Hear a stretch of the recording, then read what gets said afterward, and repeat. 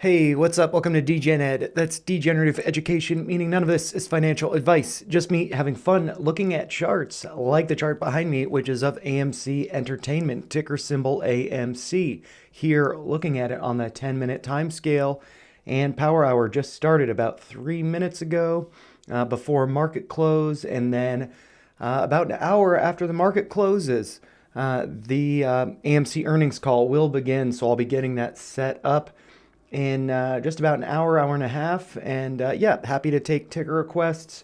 But for the most part, this stream is going to focus around AMC as they do have their earnings report today. And, it's been looking pretty good. I've drawn these levels here probably weeks ago.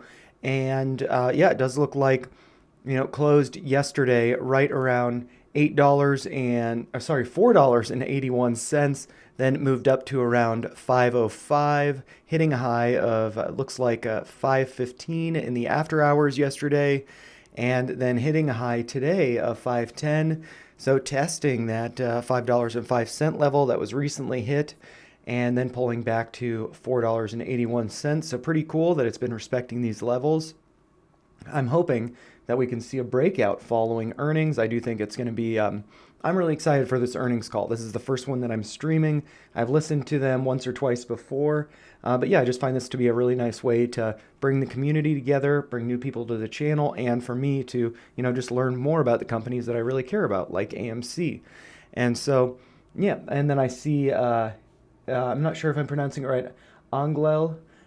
Kramer just said Bitcoin is going to crash. Uh-oh, that means it's going to keep going higher. Yeah. Yeah, so I can pull up Bitcoin. It's been a pretty exciting day for Bitcoin. You know, getting up to like 64,000, is that right? I personally, I don't think that we're going to hit all-time highs in this run-up, but, we're getting pretty close. I might be wrong. I've been proven wrong before.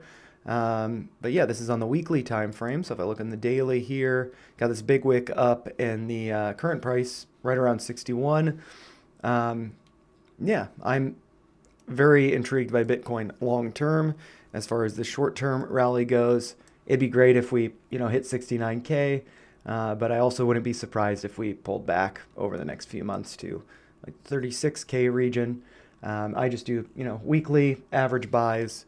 Nothing too crazy. Dollar cost averaging into a position that I don't plan on selling. And yeah, so here AMC, I might switch this over to the minute time frame. Now that Power Hour has begun, we can look at the dynamics of the chart and stuff. It is fun to do this. I don't typically look at charts on the minute time frame, but I have been doing that during earnings call streams, and it's been pretty interesting to see, as I draw levels to see them actually be respected in real time. Gives me a lot of confidence in my technical analysis skills. But yeah, so we got this bounce here during market hours, then this other one here. This seems to coincide with the level at $4.81. So I'm curious to see if that does hold. If both of those levels are respected, I'm just going to lock that trend line in place. And I'm actually going to take a step back, look at the daily time frame real quick, just to see where that 481 comes from. And that is actually the high that was hit on January 22nd. Let's see. Yep, a high of $4.81. So we're testing that again. And just recently on February 15th, we hit a high of $5.05. That was about a couple weeks ago. And yeah, now we're testing it again. And it does look like here we do have actually higher high in the price, and the RSI is, right about flat. So not really divergence in the RSI, because, everything's pretty much flat here with that previous high. Maybe that's putting in a double top though, so maybe that's not so great. But, I do think that if we close above $4.81, I think that will be pretty important. As far as what we go into earnings with.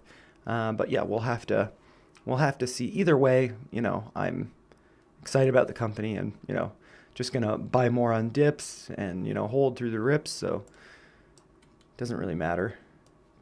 But yeah, I think that before the close of the market, basically 53 minutes, we will be, I imagine, coming back down to test this trend line.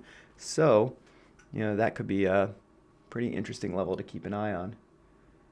And hey, and welcome. And if anybody has ticker requests, I usually do, ticker requests live.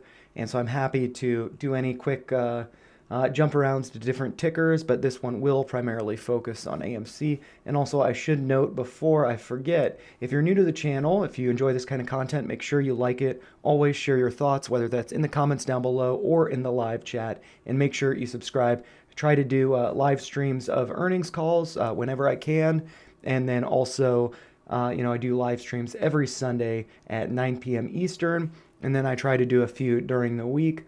Typically, lately, those have been during market hours. I'm working in afternoons. Usually, I just took today off of work because I wanted to stream the earnings call. Just seems like, something that I needed to do for many reasons. For the channel, for me, for Ed. Ed over there, he really likes AMC a lot. But unfortunately, he does like bananas more. I don't know why. That's what he's always thinking about. Yep. But yeah, so we can see the chart here, the minute time scale. Did get, this high here, broke above that, so that's looking good. And, we are not coming back to this level here, the 481 or this trend line, which would be around 482. So this is moving in that fractions of a cent. So, but yeah, I'm pretty excited about this earnings call. Hey, Avila, still bullish on Fisker. Yeah, let's see. Let's look over at Fisker. So I've just been, I feel like for me, it's not really like that exciting of a strategy, but I try to accumulate things on dips.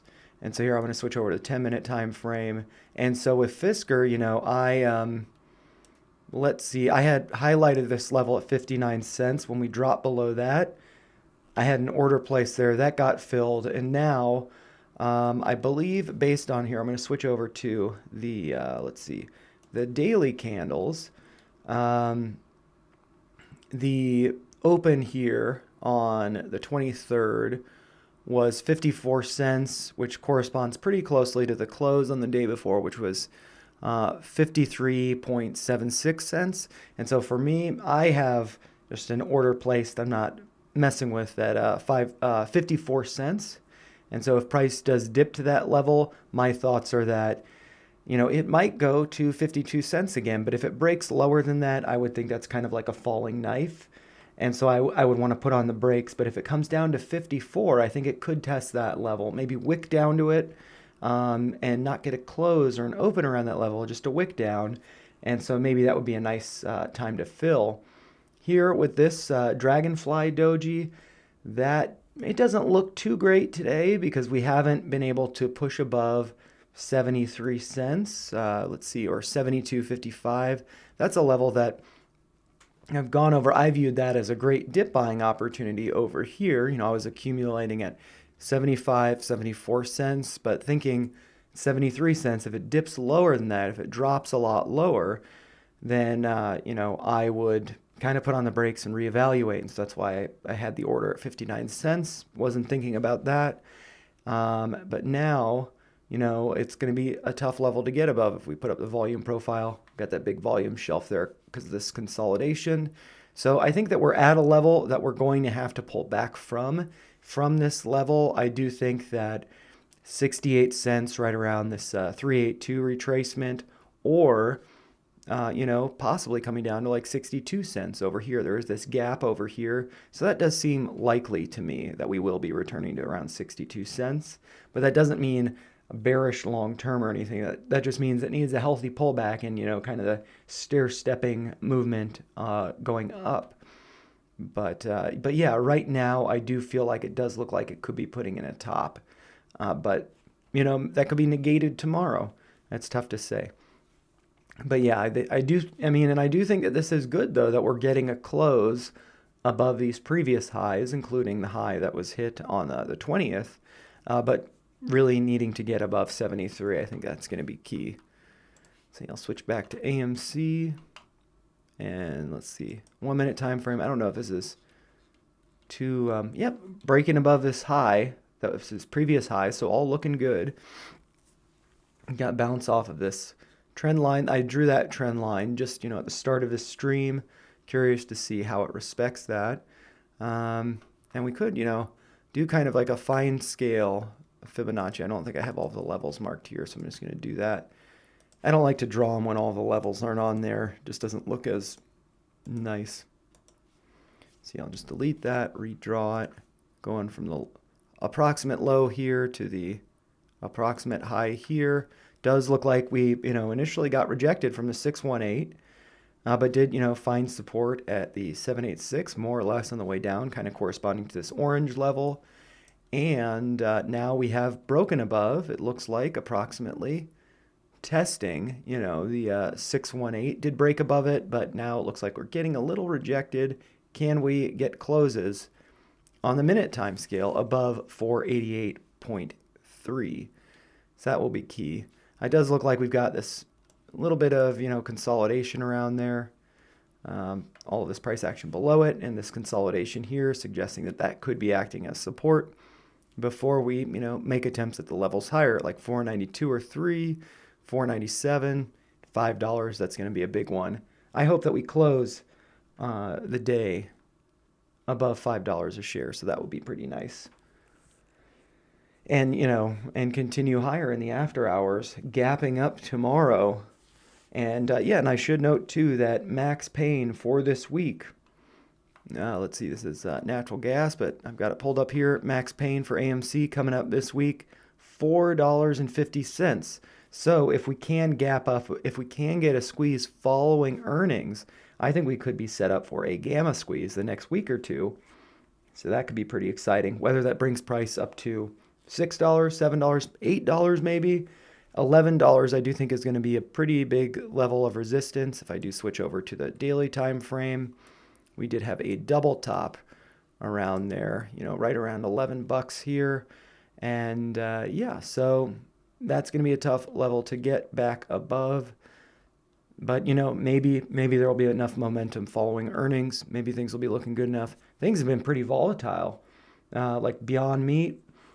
Lots of stuff has been going up. Biora, I don't know if any of you are in Biora Therapeutics.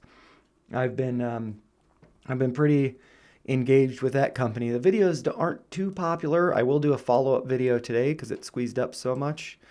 But I think it's actually a pretty sustainable move. I can actually switch over to that real quick. But I should note, though, it does look like we've gotten rejected. AMC has gotten rejected from this 618 level at, $4.88. But this could be a fake out. I'm looking at this on the minute time scale, so you really got to wait to see how that plays out. Let's see, in Biora. Let's see, I'm going to switch this over to do the 10-minute time scale. Yeah, I got this move up to $1.99, almost hitting $2. And that does seem like it corresponds with a Fibonacci level. Let's see where that comes from. Oh, wow, that comes from one of these. Yeah, that's the 1618 extension from this drawdown. So that's, not only is that a psychological level, just being $2, but also corresponding to this extension. And, we did get a lot of consolidation over there. So if I throw up the volume profile, the volume profile was up. Oh, I just deleted it. So I'm going to have to add that back in. And it actually looks like, there is a little bit of a volume shelf there but not too much actually. But yeah, what I could see happening with this is our one attempt at $2. I think there will be another attempt, but that will probably form a double top, and then we'd be retracing. And so I have a decently sized position in Biora, but I've been selling covered calls with strikes ranging from $2 to $5, and just to make a little bit of money on the shares that I hold, not really expecting them to fill or to close in the money. But if they do, my average is below $2 a share. So, it's just kind of like a way to kind of ensure taking profits and then hold, whatever I can longer term. So I'll be doing a follow-up video on this tonight as there is demand for it. But yeah, I really like that stock a lot, and I'm really compelled by the company and what they're working on. And yeah, so now see, look, fake out. Got a fake out. We got, looks like 2 closes below, but now we're negating that. This did look like a reversal signal here with that cross there. And yeah, so hopefully we can hold 488.3, where price currently is. And then get the next leg up to the 50% retracement at 492, 493. But yeah, I mean, and also too, this does look pretty good. If I do a, let's see, a trend line from just to here, we have broken out of that. So actually move that a little bit. Yeah, I mean, I could drag it all the way to the edge, and we have broken out of that for sure. So that's looking good. Many reasons for this looking good. So yeah, that is AMC. I don't think we need the volume profile up here, so I'm just going to remove that. Actually, don't know why this is all. Oh, cool. But yeah, and if there any other requests, happy to go over them. But I do think this is a pretty exciting chart to be looking at. Got about 40 minutes left in trading day, trading hours, that the market is open. And yeah, I mean, I'm not seeing anything that stands out as not really looking good. And it would be good if we're above $5 a share, but that will be, right up here. I got this alert there. So yeah, we'll have to see. But yeah, I'm feeling pretty good that we broke below 481 here, retested it. Now it's as support, so I think that's good. So 481 is going to be a key level, but then now it's kind of, we've got these two, pivot lows here that had acted as support. You could argue this is a third touch here, and yeah, and so that's going to be then pushing the support level up higher as time goes on, going from like 481 up to this fib level here at 482.5. So I think there's a lot going for it right now. And yeah, I mean, I think earnings are going to be good. Popcorn, the like Taylor Swift stuff, Beyonce.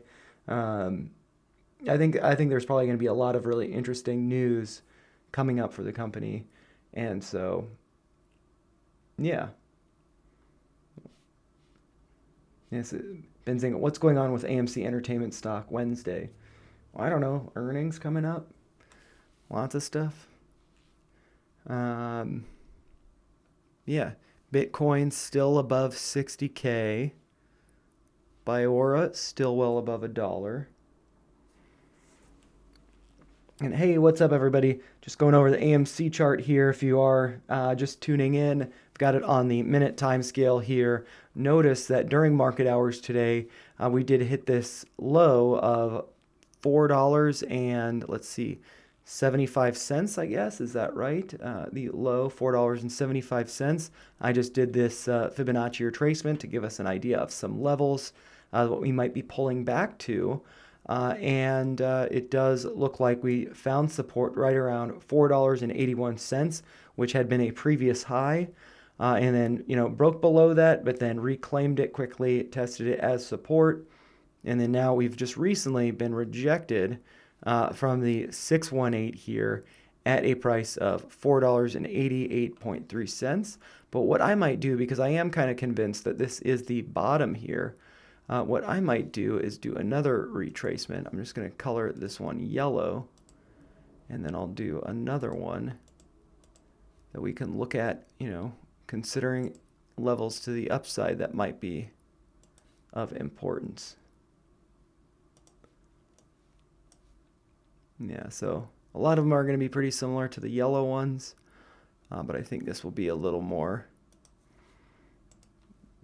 give us, some more options.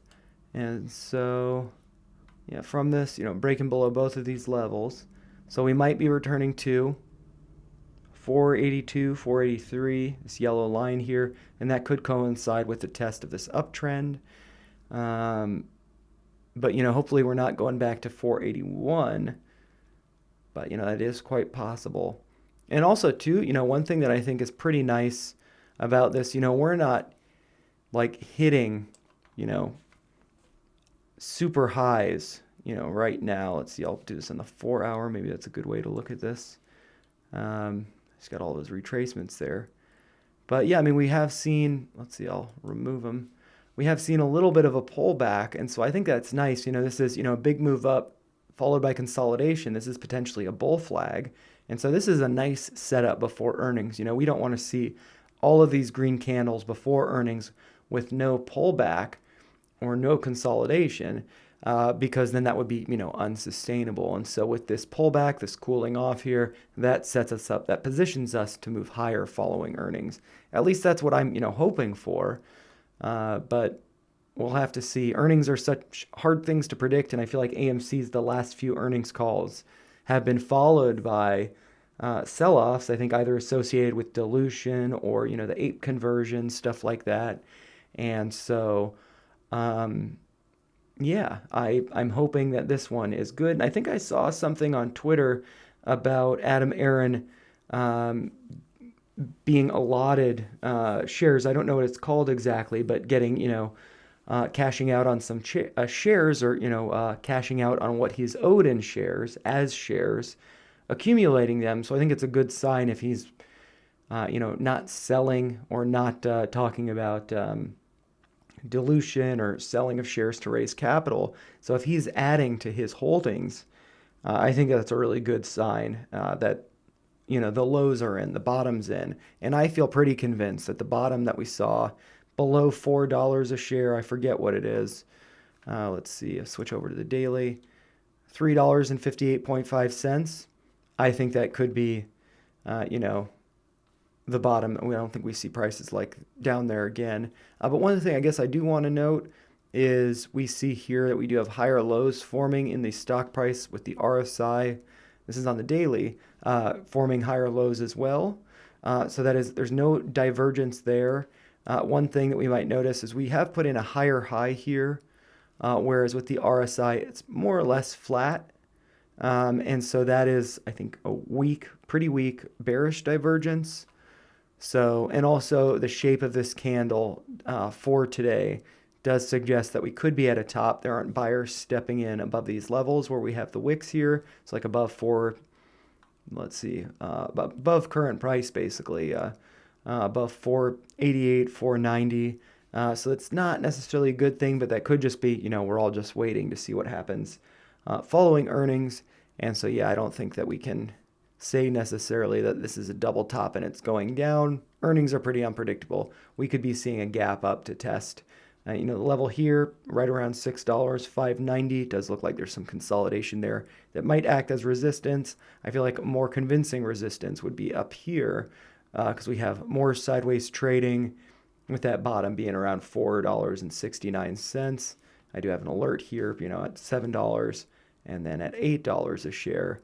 But I think those levels kind of more or less correspond with this downtrend. This was pointed out by Trading with Emotions, TWE charts, this downtrend here. And so potentially we could be moving up there.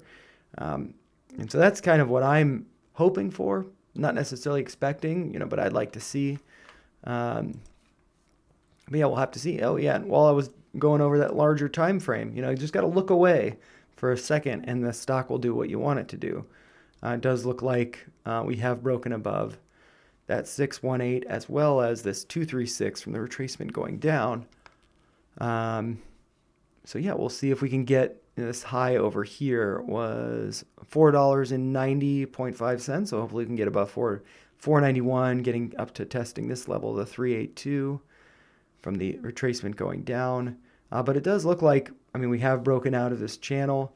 This is just based on the, average price action. So if I include all of it, going up to the top here, we have definitely broken out of it. I don't really like it going all the way up there because it kind of skews where the average is, pushes it a little high. But yeah, this does seem like, right around the middle of that trading. And we did, really break above that and then test it here. And then now coming back out and now out again, so yeah, about 32 minutes before market closes, and we'll probably start to see some volatility, more volatility than we've seen during the trading hours. Bitcoin does look like it's testing 60K following this massive run up. So yeah, we'll have to see where this goes. I feel like this is going to have another attempt at 64 before there's an ultimate sell-off or breaking through 64. So I think, usually it's like, there's a double top. I don't think this is it. But yeah, it does. Crypto sphere seems a little euphoric. And when Bitcoin's not at all-time highs, Dogecoin at 11 cents. I've been accumulating Dogecoin, but I'm not excited about it being 11 cents. That doesn't matter to me. I think it'll go to $1. So I'm excited about that. And now AMC, it looks like it's testing the 382. Hopefully it can get to this 50% retracement from the upside run over here. That would be getting to like 93 cents. But yeah, one thing though that I guess maybe a little concerned with is if this up move before, after hours before earnings is kind of like a little pump before a sell-off. But yeah, it's tough to say. I find earnings really tough to predict, so I don't really try to do it. But I just, my hope is for AMC to go higher. As always, I definitely think it's, at a major discount and should be a lot higher. So, but yeah, but that is to say, if, on these dips, just before starting the stream, I do a very slow dollar cost averaging. But I was just noticing going over these levels, I had this 481 marked. So, if it dips, to that level again, I missed out on it here and here. But if it dips to that level again, I'll accumulate a little bit more. Oops. I don't know what this is. There we go. Yeah, but I mean, it might never visit 481 again. And if that's the case, I'm fine with it. I'm happy with my position size. But always happy to add more on dips. Let's see here. Testing 491, 492.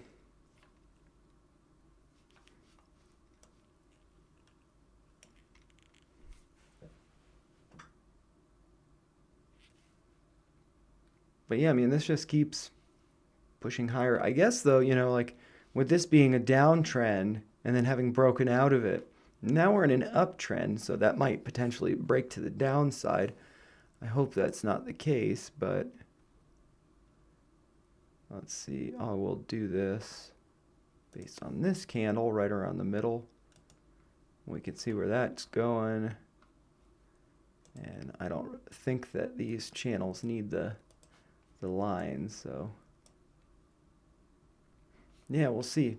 Basically at resistance there, it does make sense coinciding with these lines and at the top of that channel that it's trading in. So yeah, and I might actually move this one back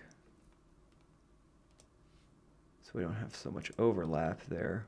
But yeah, clearly we've broken out. Maybe I'll move this to over here. Oh crap.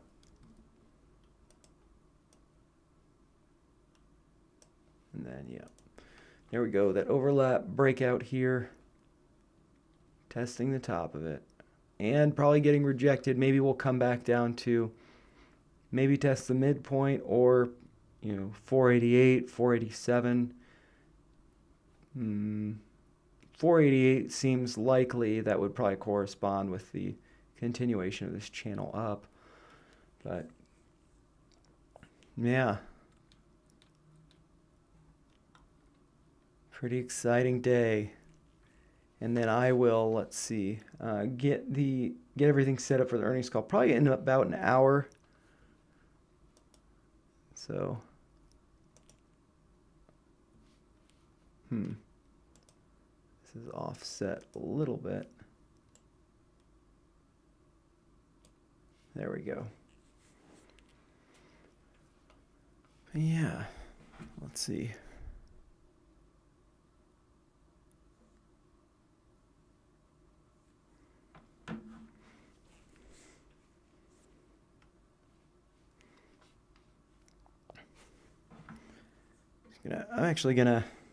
I might advertise this on Twitter.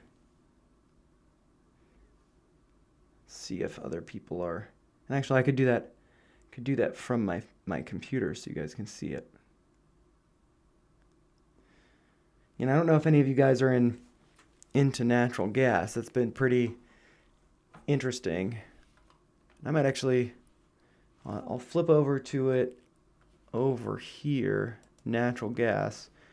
I'm very curious to see if we close above 186.40. I personally don't trade this natural gas here. What I've been doing is United States natural gas. And this is like, yes, and I will check on Polestar in a second after natural gas here. With this, yeah, this also looks like it's closing above that level.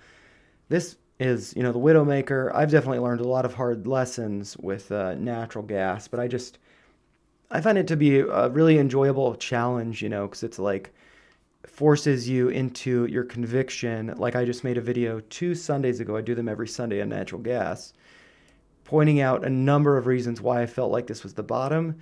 And I basically called it. And we had this little run up. Now we're just like consolidating. Hopefully this continues higher. But yeah, I had been hoping that we were finding the bottom over here, and then it just continues down. So it's very depressing. And I should note too that I will be doing an update on Polestar this evening. I'll do a formal video on it. Might be out kind of late, and I will set up the stream for the earnings call, and I'll be around for the first half of it, but then I have to go to the dentist. So I'll just leave the stream running. Ed doesn't talk much, but he'll still be here for it. And yeah, so that'll be something nice. And actually, man, thank you for mentioning this squeeze, because I believe that this just happened recently, breaking out from that level. I guess I had noticed it, maybe I want to look at it in the hour time frame. Yeah, so there was this wedge. I had noticed that it looked like it was potentially getting to that. I think probably the first hour the market was open or something. And I was thinking that this is either going to break out or pull back. And so, yeah, I think that this, really, as long as we close above this uptrend, that's right around $1.72, I think that would be really good, especially going into earnings. It doesn't look so great that we got this big wick up there, but yeah, I was accumulating down here, but I didn't get my average as low as I would have liked. And then, yes, and then also, Ding, I see, hey, what's up? How are you doing? I see that you're asking, do I think it's time to buy KOLD? I have never bought KOLD, KOLD, that's 2x leverage short natural gas, and I don't plan to. I think that natural gas is going to continue going up. What we see here, this is with UNG, so not leveraged, and I can switch over to the natural gas chart. We have a current price above this previous high, and so if we get a close above this previous high, that would suggest to me that it's probably going higher. And then if we look over at the natural gas chart here, same exact thing. And so I think that it's not the right time to buy KOLD. Maybe there'd be a little pullback, but I think larger picture, I think this is just the beginning of the run up. And I've seen a lot of bearish comments on Twitter. And actually, when I was posting about this being the bottom here, I based this Fibonacci coming down based on the low here Thursday, which was, let's see, $4.61.4. The low ended up being $4.60.4. So I was 1 penny off. And, from all of these signals that, are just lining up suggesting that the bottom would be in, that includes this bullish divergence that we see here. You can't really see it in the price, but yeah, we have a higher low, or sorry, a lower low in the stock price here, whereas we have a higher low in the RSI. Number of factors coming together. There was actually a lot of bearish sentiment then about the markets. Now I see that there's also more bearish sentiment. I think that we're at a tough level that we need to break above, but that doesn't mean that we aren't going to break through it. I think we need to first see confirmation of that, or, see rejection. And I think that when a lot of people get bearish on natural gas, it's actually the exact time to be bullish. And I think that's where we're at now with it. But I mean, it could pull back. And so for me with UNG, my average is up here. I don't know exactly where at, but I'm not adding more unless it comes down to $15.02, the 786 retracement here. Or maybe I'll reevaluate that now that we have a new high in here. But I think it's good to pace yourself with it. And I don't think that it's, like KOLD is something I'm staying away from. We're like at historic lows for natural gas, so I don't think it's going to be going much lower. And so, Angel, it looks like you've missed the train and will be left waiting for crash, which will happen after this, but run has finished.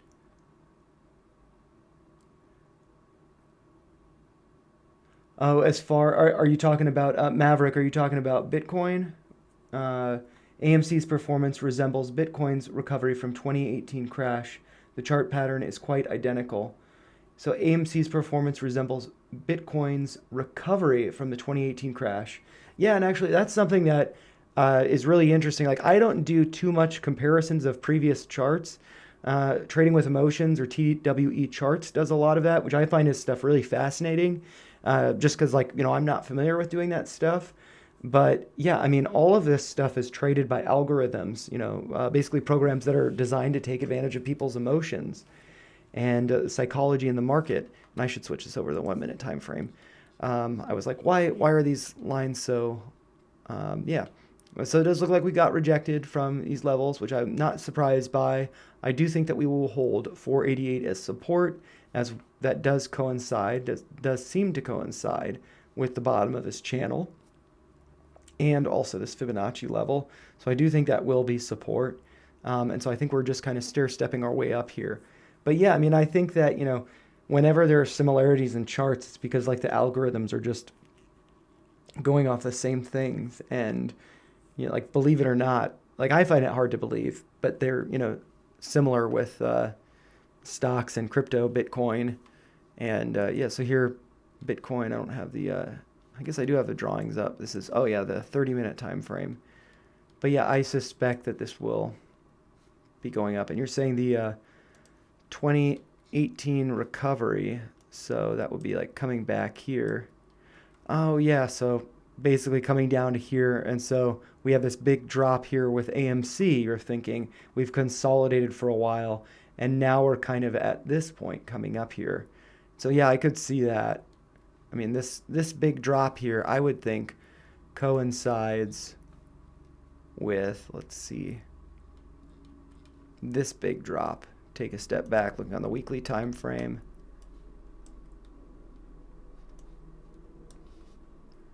And so, yeah, I mean,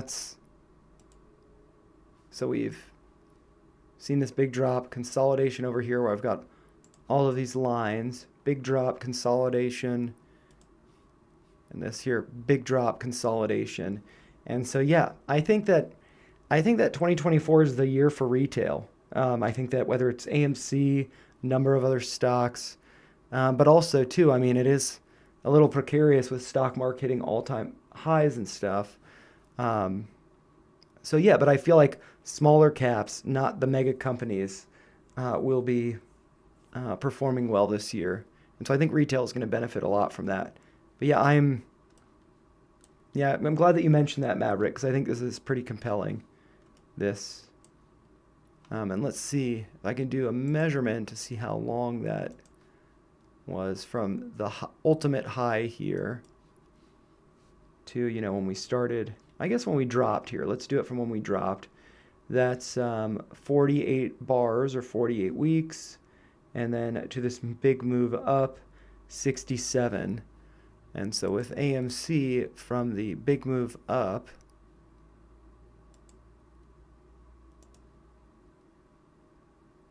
basically, yeah, this is taking a little bit longer. But, you know, with that being said, this is 61 bars.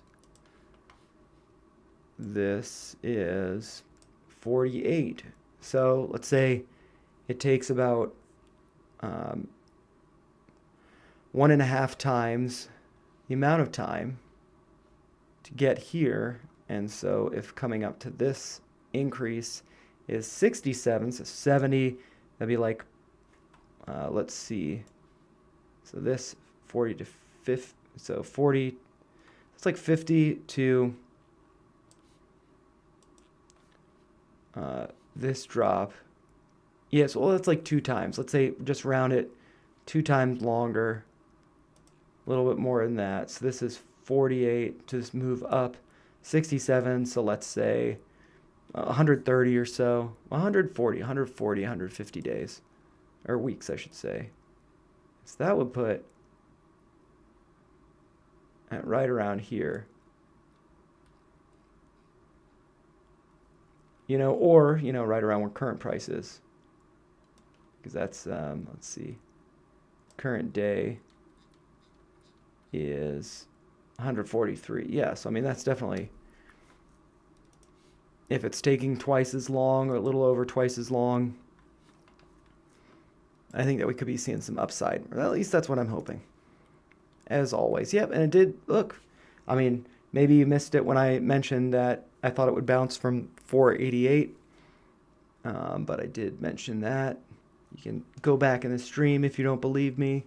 And then I just moved this channel to coincide with current price action, as we have about 15 minutes left in trading, about 16 minutes to be 15 minutes now. Does look like we're getting rejected again from these levels, but hopefully that's kind of a fake out and we can keep going higher. And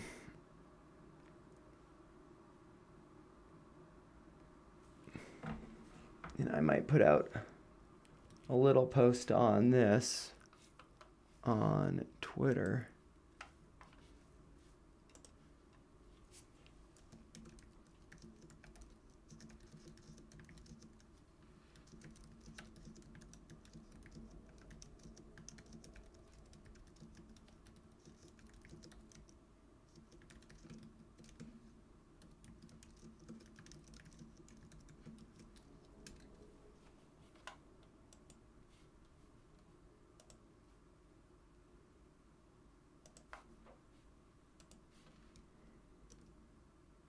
This is funny. This is like my default every month. I started over February 1st. So that's, but if I delete this, there we go. It's got the right title now.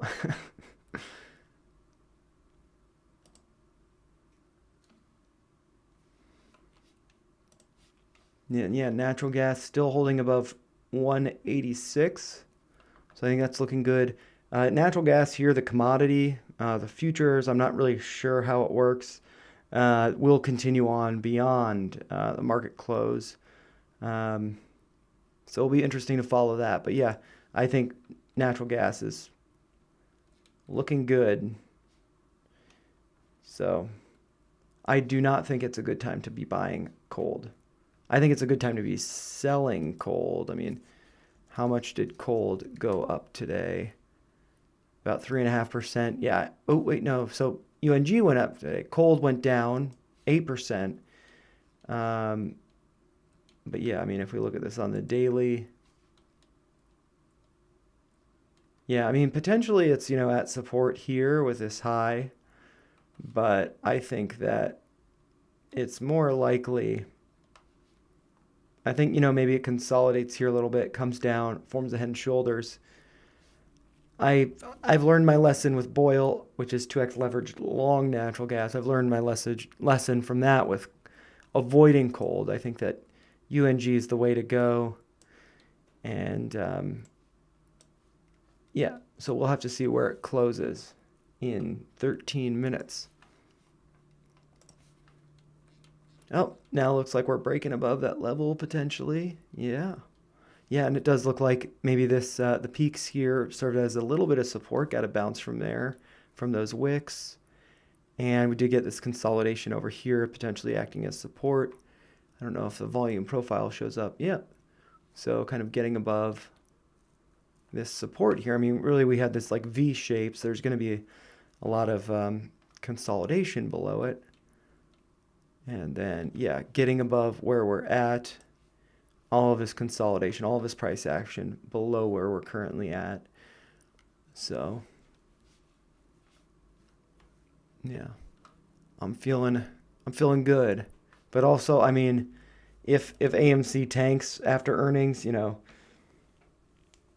I'm not fazed by it. I don't think any of us are fazed by it anymore. I think the really interesting thing about AMC is it's like, whether it's Citadel, market makers, Wall Street, whatever, like higher entity, um, trying to squeeze retail out of the markets. It's really just taught us. It's taught like a new generation of investors how to hold and how to have conviction, and doing that as a community, whether that's yeah, in the various forms that we can online. I just think it's fascinating, like a very interesting kind of social experiment. And it's created like a new generation of investors, the meme generation. I haven't done it too many times, but for Canoe, I've been using memes for thumbnails just because the price has gone so low. It's like, well, I'll just have fun with it. And so it's been fun using memes as a thumbnails. I might have to do that more. Oh, it looks like we're testing the 50% here. 495. Let's get it. Let's close the day above $5. Let's see here. And what's the highest close we've seen recently? The highest closed we have seen was this close, which was at 489. So let's get a close above 489. Let's get a close above $5.05. I think that would be epic before earnings. We could get this going up here. That would be pretty awesome. Back on the minute time scale with 10 minutes left to go. Counting down though, probably close to 9 minutes. Let's see, 9.5 minutes. So we'll have to see where the last minutes of the market will take us. But yeah, I mean, this does look good. I mean, this channel here, we've broken above it, it looks like, but that could be a fake out break below like we saw here. Maybe this is, a little pump before it pulls back down to test the bottom of it again. Maybe closing at a price of 493, right around this yellow line here. That's not my hope, but that's my guess, that we close at 493. We'll see. 493 close. I'm going to put it in the chat just so there's a record of it. Not that I want this, but 493 close is my guess. That's my guess. I'm probably going to be wrong. And so Oleg's saying my tip, Polestar gets $2.50 earnings. It's like following earnings.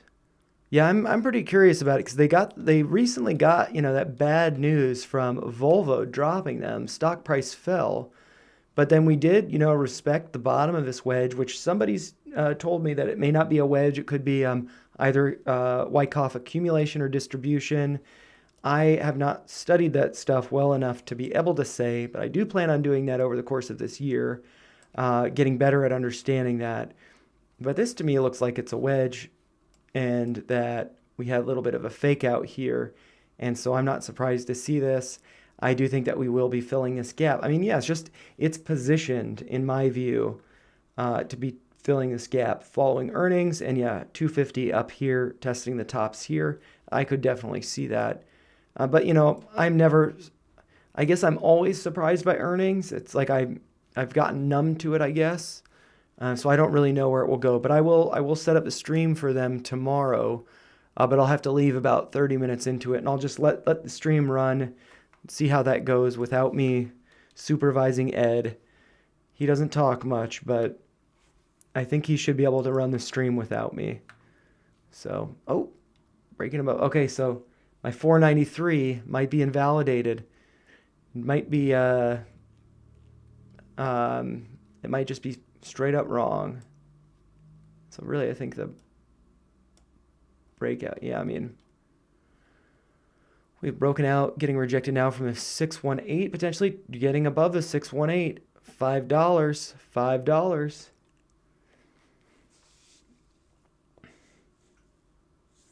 I'm pretty excited.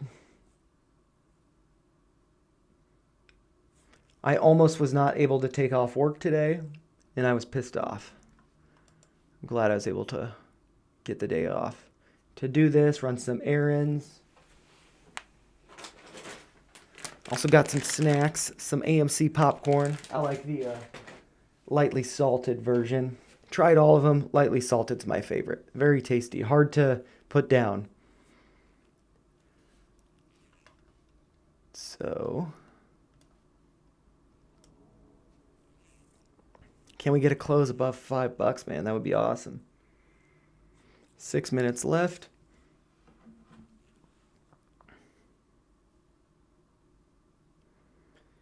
And I will see. And one thing, maybe I should pull this up while I have you guys on here. But let's see. Yeah, I put this poll out on the channel. I'll come back to this chart in just a second, although, well, before I move. Does look like we're getting rejected from the 618 at $4.98.99. Hit a high of $5. Pulling back from that. Hopefully we can regain our footing, maybe around $4.95, and then continue going higher. Or maybe, that would coincide with $4.96, $4.97. This retracement here, that would correspond with the top of that channel. If we were to extend it, that could be acting as support. But yeah, I just want to pull this up. If I do go to, let's see. I'm just going to pull up the channel here and the community tab. And so I did post this. So I'm thinking, I posted this yesterday, only gotten 2 votes and it's tied. I'm thinking I'll stream Power Hour tomorrow, so right now, before AMC earnings, and do a ticker request live at 9 p.m. So I just like to do them in the evenings to keep it open for people, and also I don't usually get to do them during the evenings during the week.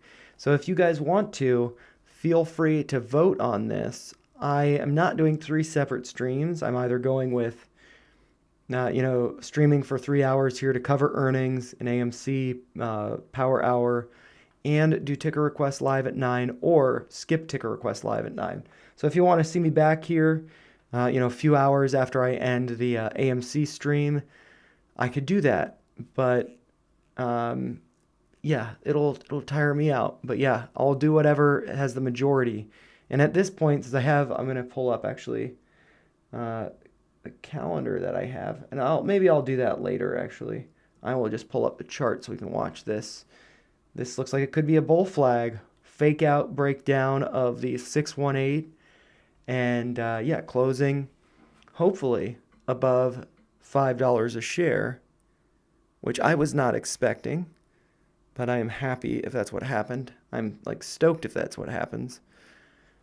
I made a prediction of $4.93 close, but with this move up, this fake out to the downside, and this consolidation, that suggests to me that it is a bull flag. We are getting our, coiling up the spring just under $5 so we can break through that key psychological level.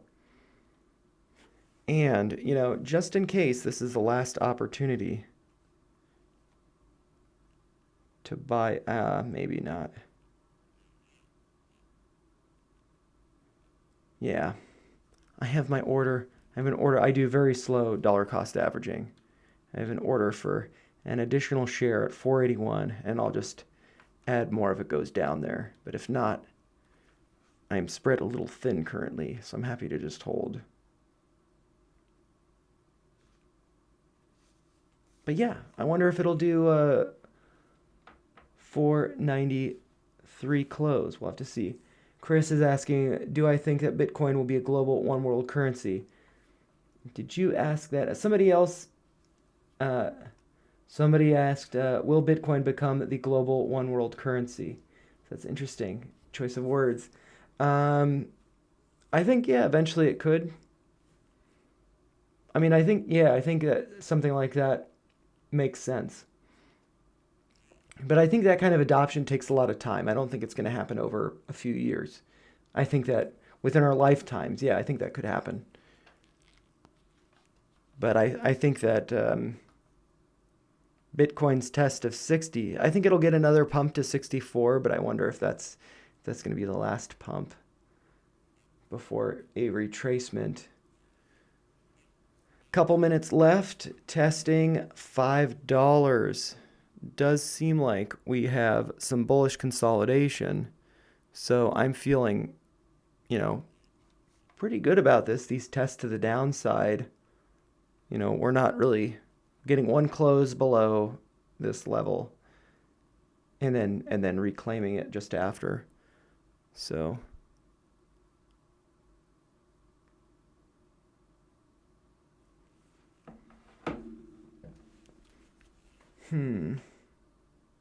let's see. I got time on my phone. Minute left, less than a minute left in the market.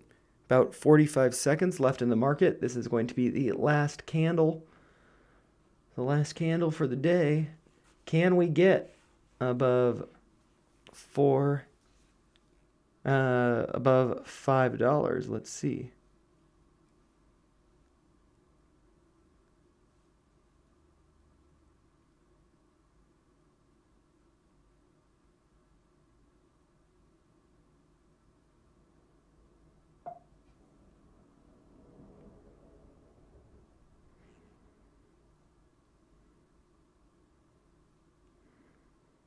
Ten seconds left. Can we close above $5? Let's see. Let's see. Almost there. Almost there. Up. That's bullshit. 0.5 cents. Rounding, that's $5. I don't know about you.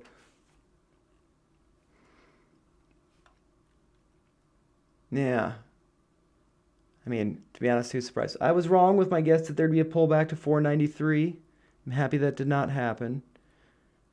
We've got this big move up, bullish consolidation. Let's switch this over to the 10-minute time frame. Yeah. And maybe this is a double bottom here a little bit. Looking good. And see, it gotten about an hour before the earnings call. So I'll have to see what's going on.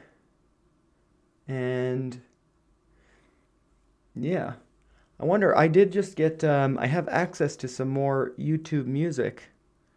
So I can maybe explore some of that. I don't know if you guys would be interested in me putting on some music or if you enjoy it quiet with just me talking. I haven't played around too much with music, but the YouTube library that I had access to wasn't really that great, the music library, but now I have a better selection, so could explore that a little bit. But yeah, it does look like $5 is a significant level, as you might expect. And I should note too that if we look at this on the daily time frame and I remove all of these drawings, we very clearly got a higher close here. And so I think that's good, but it would have been nice if we got a close above $5.05, eclipsing this high. That would have been really good. So it's possible this is showing a topping signal like we see over here, but with earnings, very unpredictable. And so I could see this going up to $6 a share or $6.70. I could see it going up to apparently 9, corresponding to the bottom here. We'll have to see. I have no idea. Such a tough thing to predict.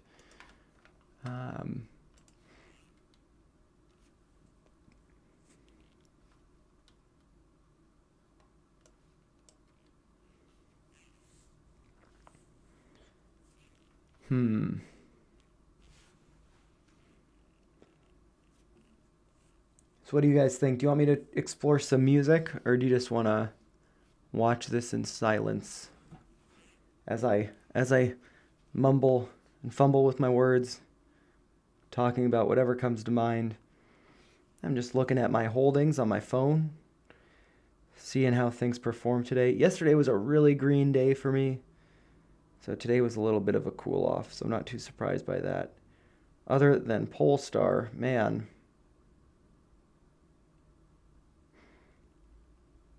that one really broke out.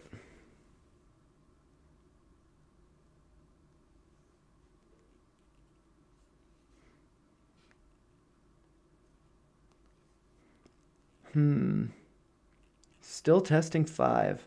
I wonder if it's just going to reside at like just under 5 before the earnings call starts.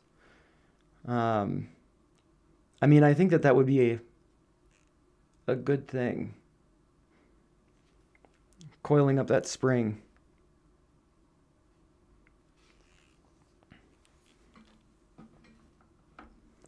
Yeah.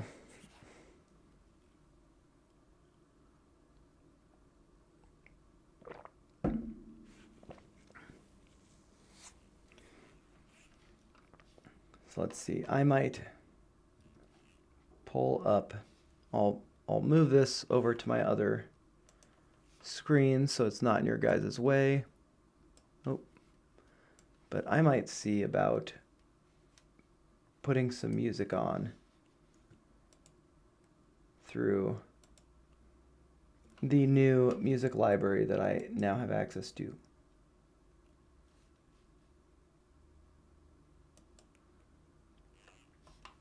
And so let's see about that.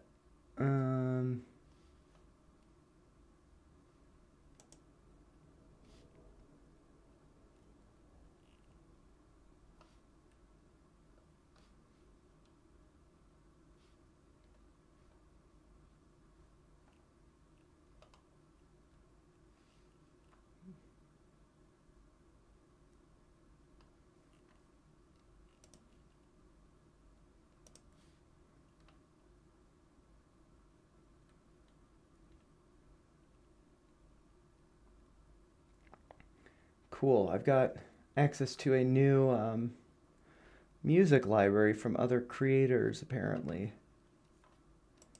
So I'll have to explore that.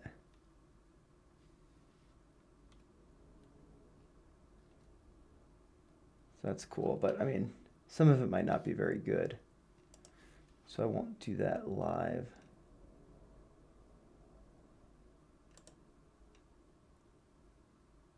Oh, look at this. 485. What did this go to?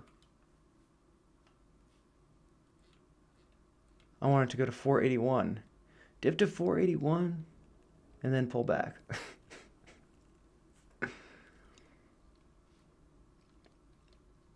Man. Whew.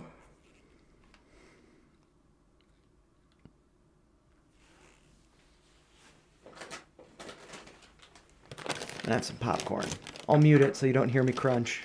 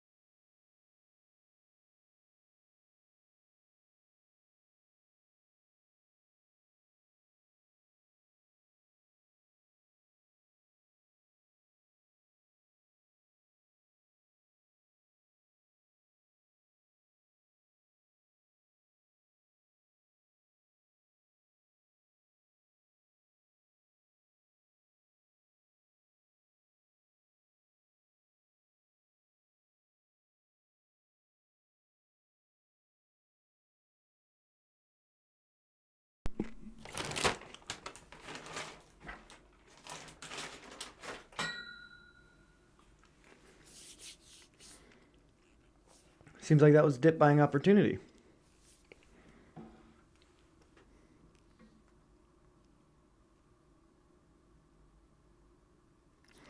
You know what's crazy? Oh, man. Oh, never mind. Not crazy.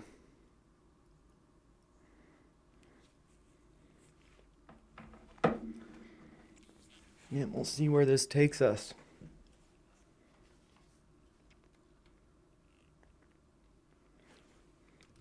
And I'm just going to go look over at AMC's investor relations website. And so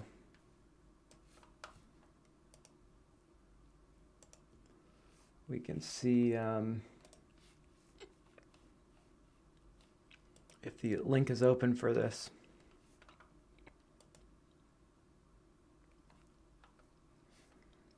Nope.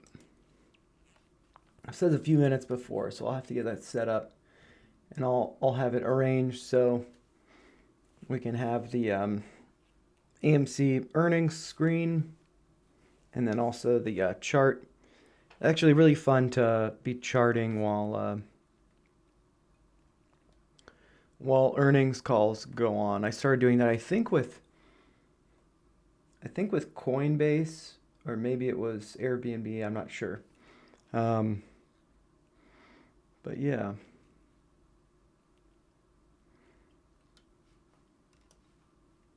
It's interesting. There's this consolidation over here, and price dipped down to like just above that level. Seemed like there was this pre-market support there. So that's good.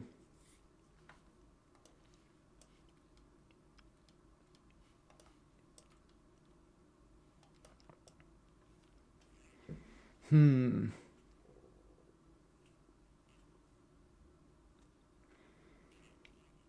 Yep, so pretty interesting watching the chart. If anybody has other ticker requests they want me to go over, happy to do it. But for the most part, this stream's going to focus on AMC. But happy to flip over to something else if you do desire.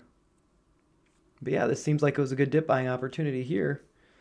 But who knows what's going to happen during the call, after the call. Um,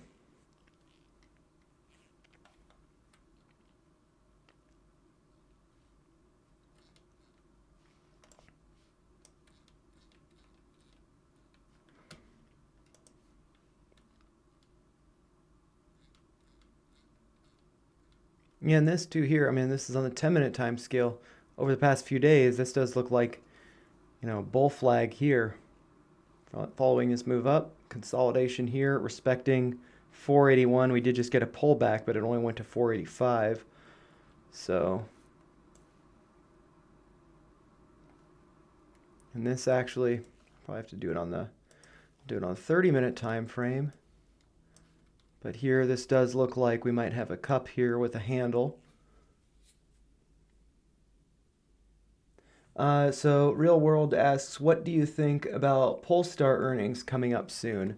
So I'm definitely going to be putting out a video on them tonight because I've been getting a lot of requests for that.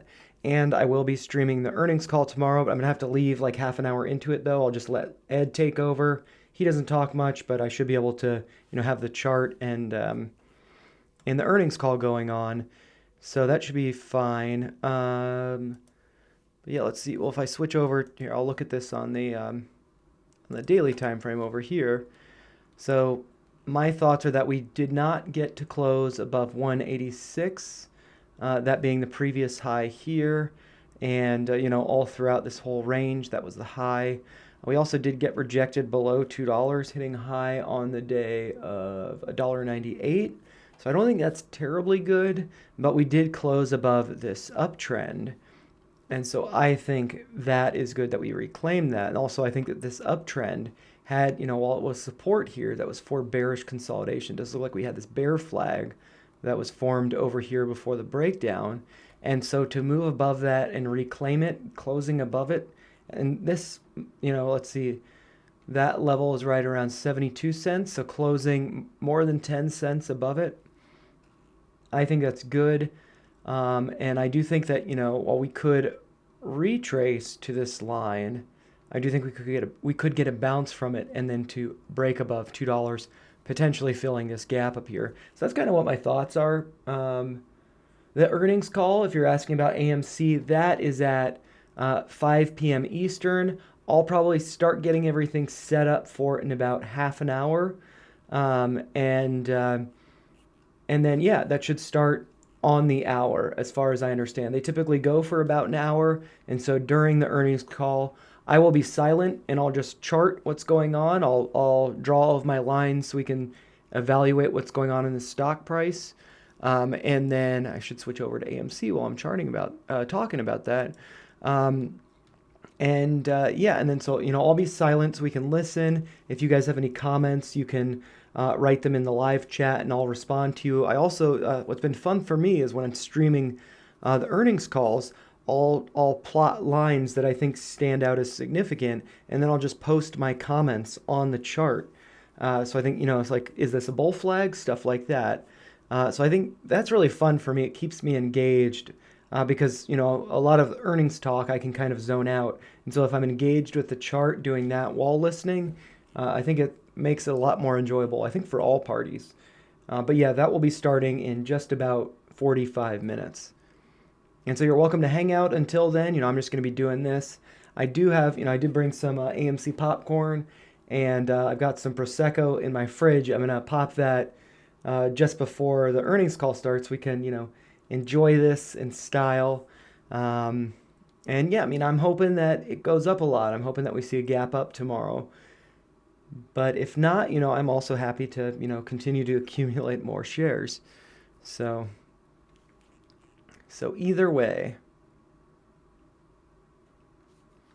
489 in the after hours, which is, really, testing this Fibonacci retracement from, the way up. Got the 618 here. And I believe 618 is like the most commonly retraced to level.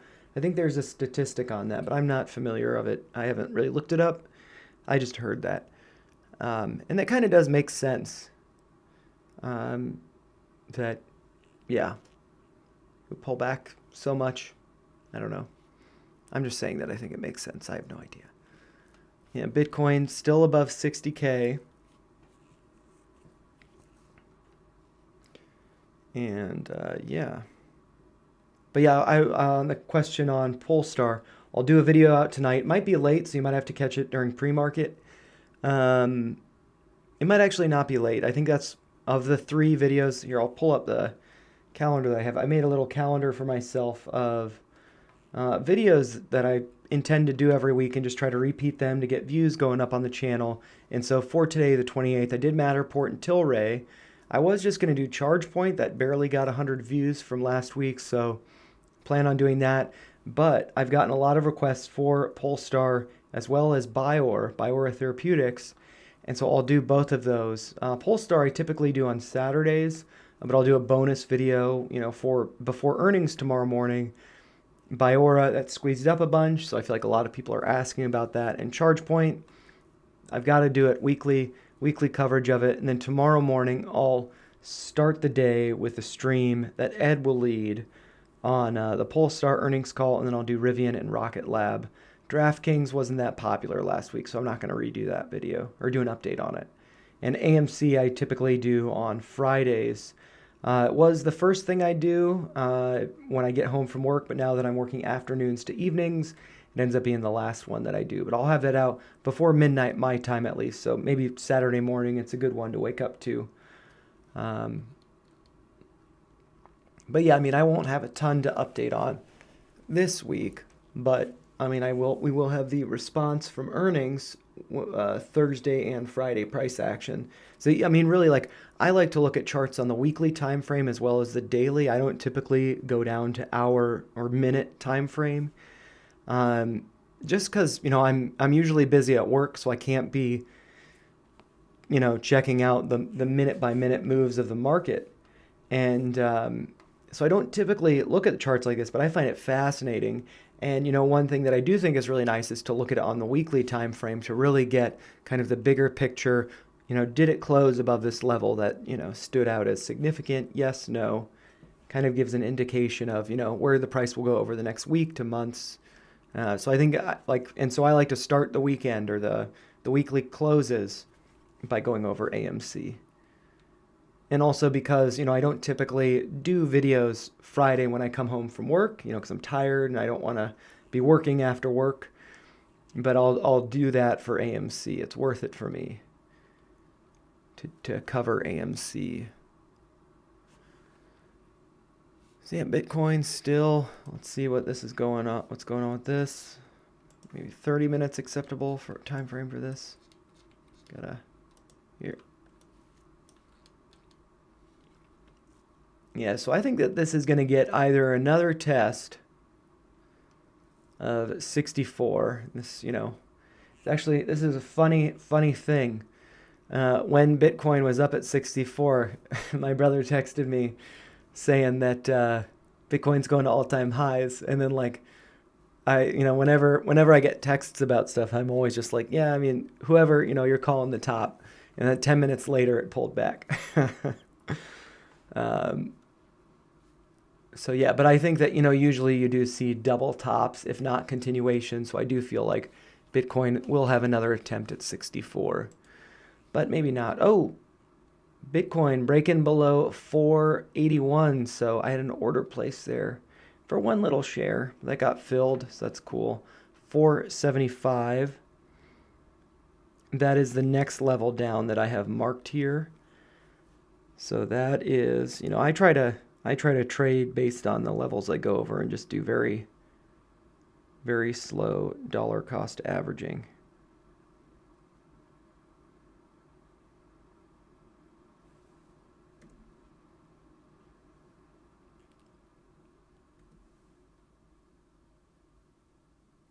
Yes, if it goes below 475, I get another share. If not, I'm happy that it's going up. Win-win. 1 minute time scale hit a low of 476 just above this level. I wonder if that's them playing mind games with people, kind of like what happened with Matterport hitting a low of $2.01. I just put out a video on Matterport today, and it didn't. $2.08 was the low. And look, piercing that level, pretty interesting, but not going back to $2.01 down here, just above $2. So many people, so many retail traders probably had orders stacked at $2 and they did not get filled. And that, I feel like, is not a surprising thing. But yeah, this dip, and then we pull back to reclaim this uptrend that I drew during today's stream. Just looking at the price action from the day. Do have a bottom uptrending level of support there. Did break below it. Could be a fake out, as we did only get 1 minute close below it, followed by a reclaim of that level. That was a fake out. You need to wait for confirmation, and we did not get it. So that's one thing that I've been really intrigued by, just getting better at, identifying confirmation that things have not broken down yet. Speaking of things breaking down, let's look at SPX and NVIDIA. Curious about those. SPX, just going to look at this on the daily. Still within this little wedge here that's coming up. Do have this gap to the downside. Curious to see what happens with that. And I heard an alert go off from my computer. I think that means AMC's down a little bit to 475. But yeah, Matterport. I don't know why I'm looking at Matterport. I meant to look at NVIDIA. But yeah, this is like the same shape as, AMC. 450. All right, what's going on here? Who did this? Who did this? Was it you guys? 432. This level here, trading at 429 in the after hours. We look at this on the daily time frame. What do those levels correspond to? 425. Yeah, so basically dip down to here. I wish I could just have some drawings up and not all of them. But yeah, did dip down to here, testing, potentially testing the top of this which is really the bottom of this channel that we've been trading in. So I do think that's actually, I mean, we did test that and then ran up. So if we do pull back and retest that, that's, yeah, now 415. So coming back down to this level is 618. I'm going to switch this back over to the minute time frame. Does look like it's breaking down, which, not financial advice. Could be good dip buying opportunity. Who knows how this is going to respond after earnings. So theater chain AMC beats quarterly revenue estimates. So AMC Entertainment surpassed Wall Street estimates for quarterly revenue as concert films from pop stars Taylor Swift and Beyonce drew people to its theaters, cushioning the hit from the lack of Hollywood releases after the strikes last year. The company posted revenue of $1.10 billion for the fourth quarter, compared with analysts' estimate of $1.05 billion, according to LSEG data. So I think that's pretty good. Let's see. This Seeking Alpha, they will put a bunch of ads up and won't let me read it. Yeah, so this is EPS beats as negative 54 cents, which beat negative 70 cents estimate. Revenue is up from what was estimated, so that is good. Yeah, so this little dip here to 411, that seems like it was a little bit of panic. A little bit of the algorithms going, hey, drop it. They're not going to beat. Oh, they beat. Oh, buy those back.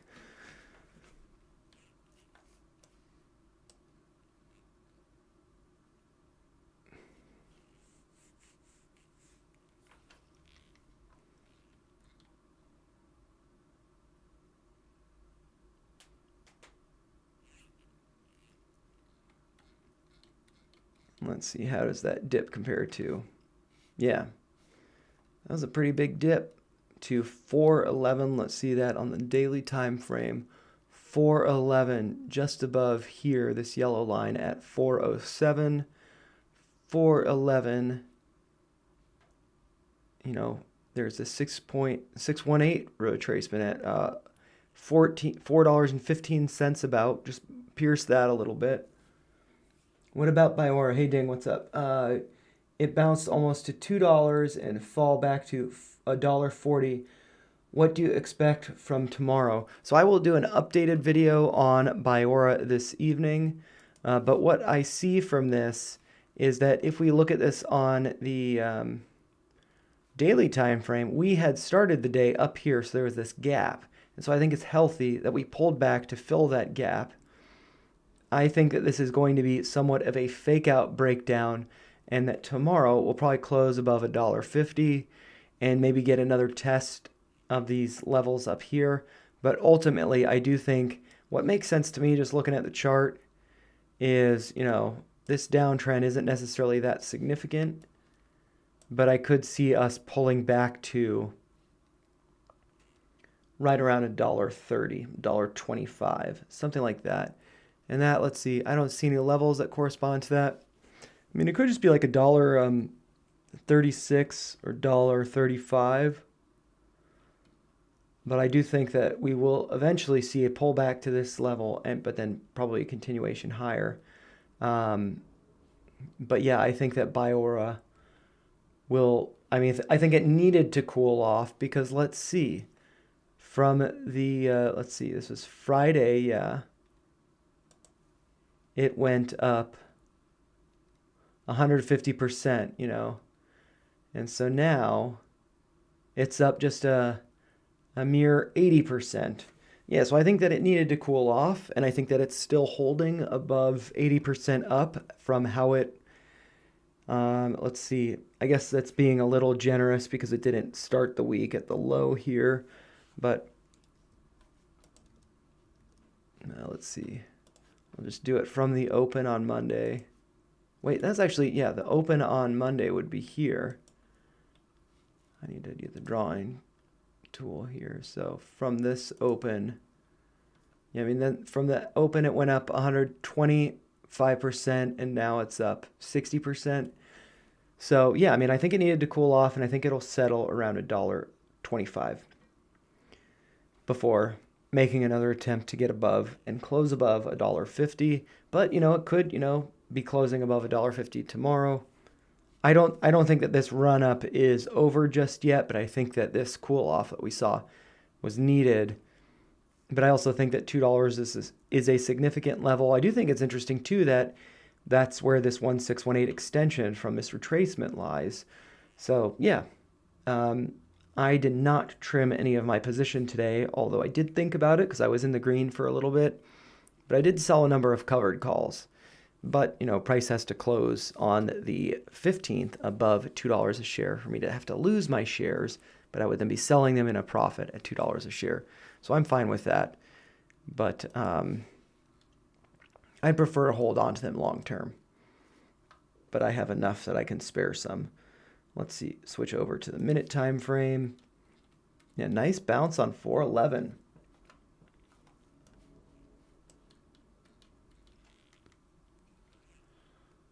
$460 something. 460, yeah, 464.3.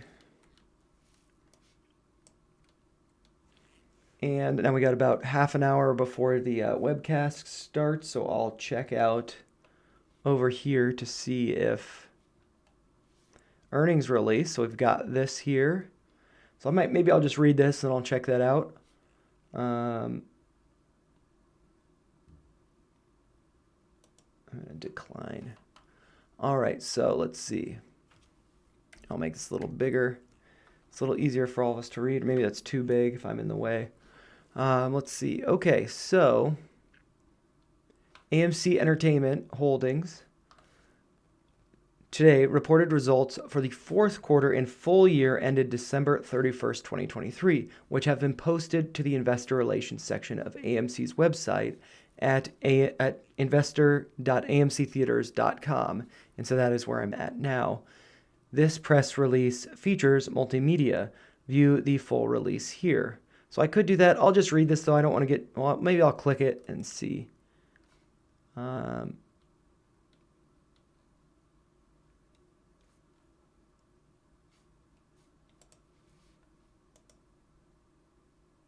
That's the multimedia, I think.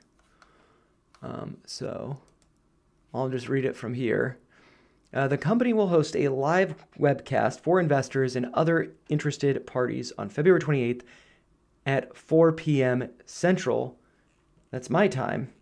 So up here you can see it's 3:30, got half an hour, and that is 5 p.m. Eastern. The live webcast can be accessed through the investor relations section of AMC's website, which is where I'm at.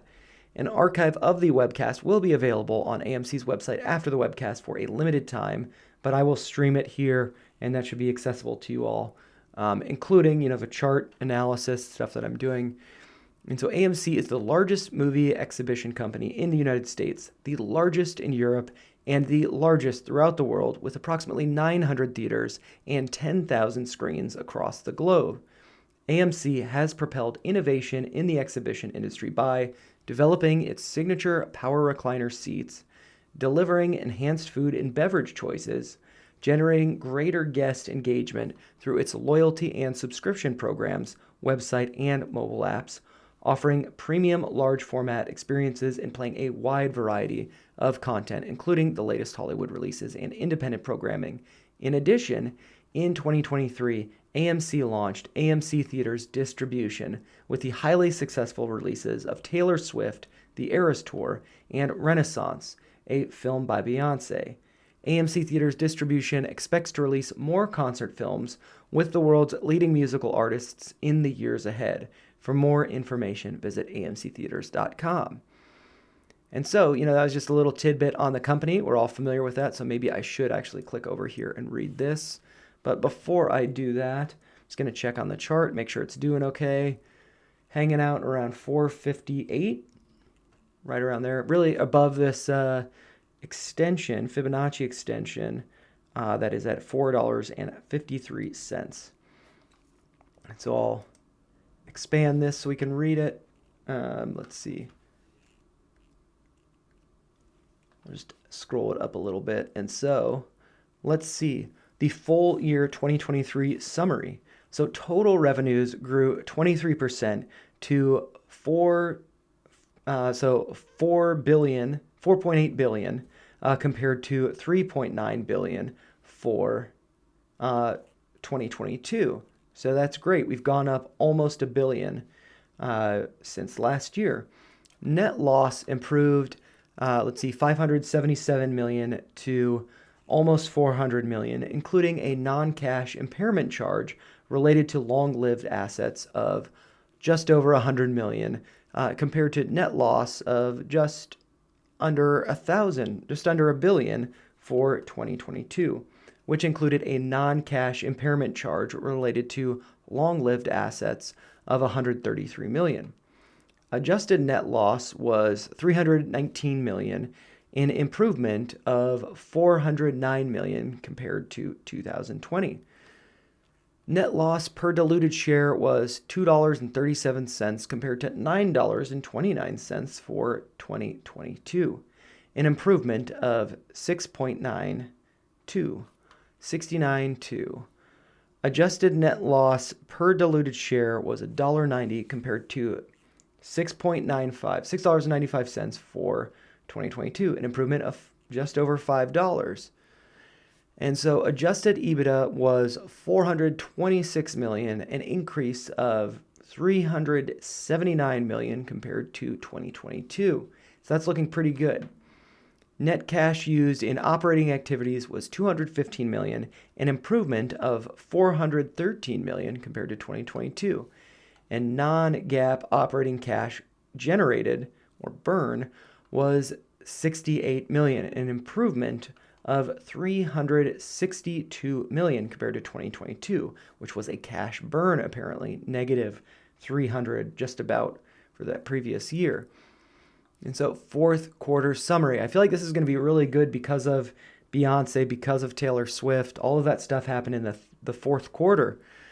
And so total revenues grew by 11.5% to just over 1.1 billion compared to 990 million for 2022.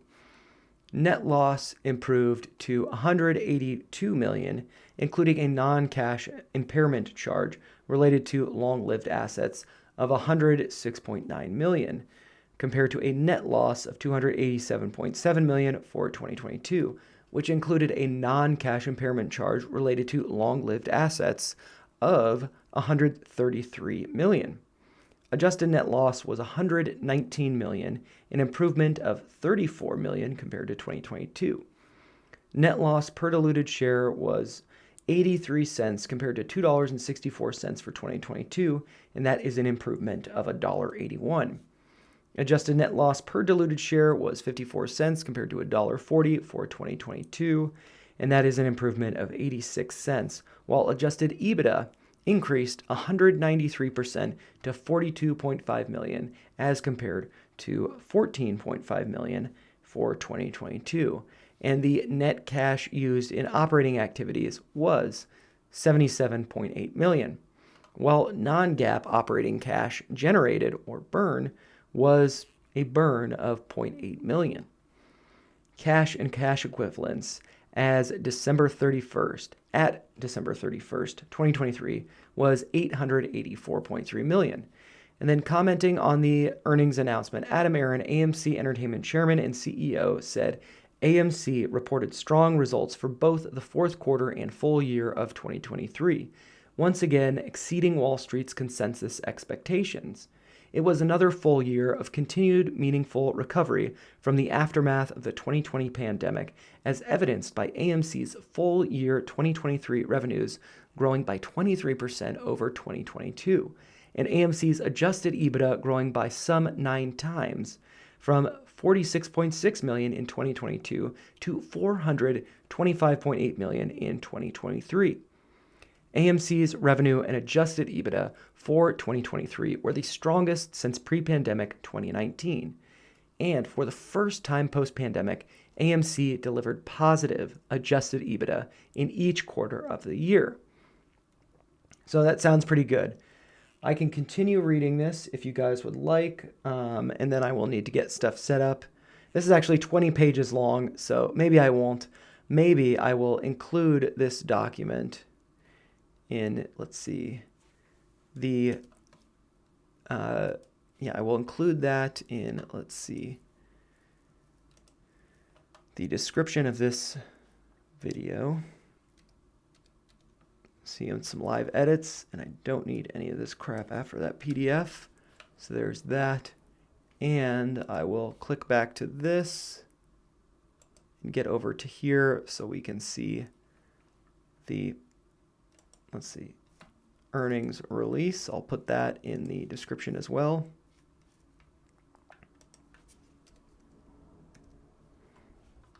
And so that should be useful for everybody. And just going to look at Nat Gas real quick. Look at that. It's above that red line. I'm excited about that. But I know you guys aren't here for natural gas. You guys are here for AMC. So I will click on this to try to get this set up. And then once I get this set up, I will, I might actually have to, I'm going to tinker with my screen a little bit. Can I check SPXU? Hey, Nameless, what's up? Yeah, I will happily check SPXU. Let's see. I imagine it's up today. And I will also look at SOXS, because I haven't looked at it today, because I don't typically look at them. And I will look at this on the daily time frame. Yeah, so going up would have been nice if we could get a close higher than yesterday's high, which was $7.31, but pretty close to it. Hey, Ding. SDGR. I'll add that here. I don't know that I'll have much time to look at these, though. But I'll throw that up there. Yes, so SPXU.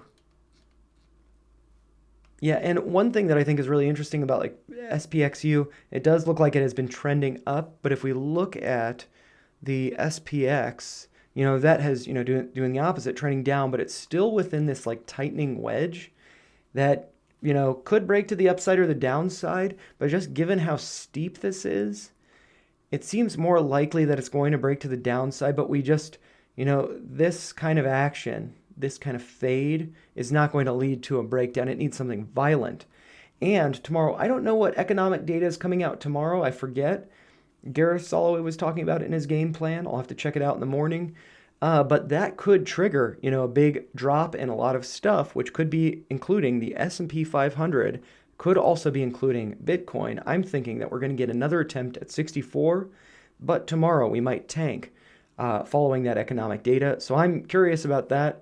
I have a very small position in Bitcoin that I'm stacking every week, but I also got some back from an account that I got locked out of and lost some money, and I got some back, and so I plan on trimming that, or I have been trimming it, and that's not a huge position either. But yeah, I'm really curious to see. And actually, before I get onto this, sorry, Ding, I'm just going to look at SOXS. This again also does look like it's going up. And if I do look at NVIDIA, it's just going to be the exact opposite. So really, it's like, SPX and NVIDIA and, SPXU, which is 3x short or inverse the SPX 500, SP 500, S&P 500, whereas SOXS is short semiconductors. So they're all kind of, connected in those ways, and they're all behaving similarly, if not inverse to each other, as you'd expect. But then SDGR, let's see.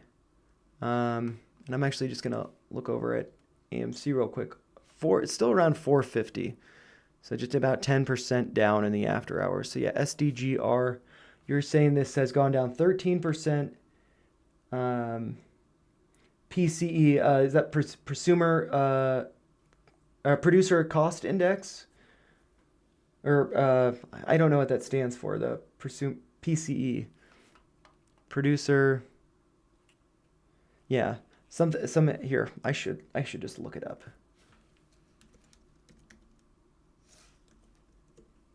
This is the Personal Consumption Expenditures Price Index.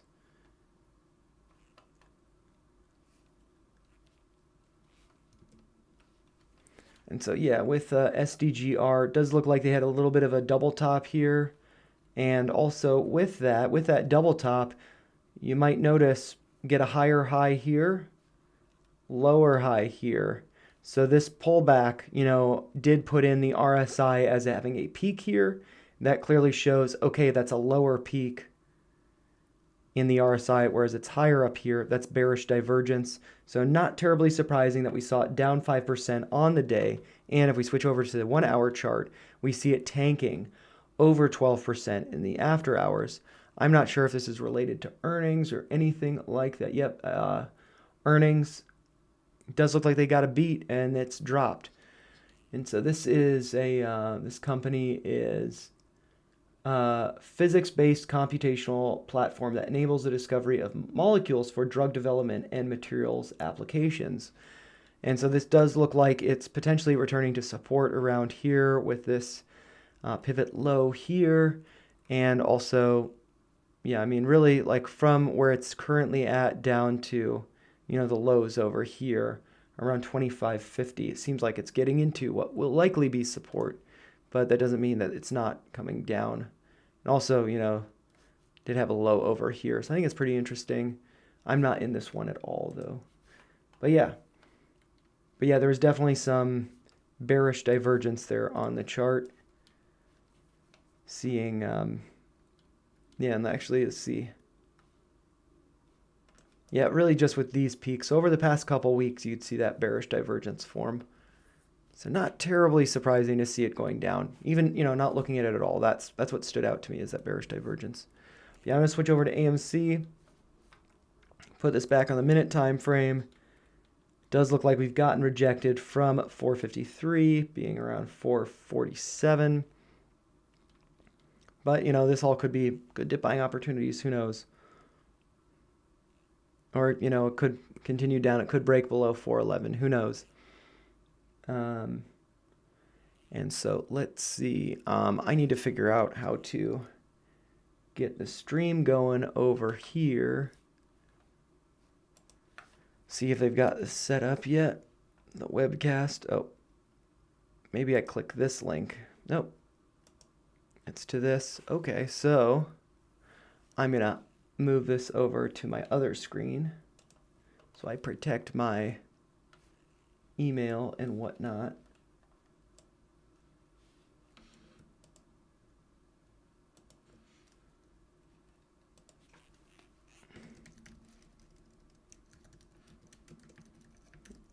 And my company, I get to put my company, and that is DGen Ed.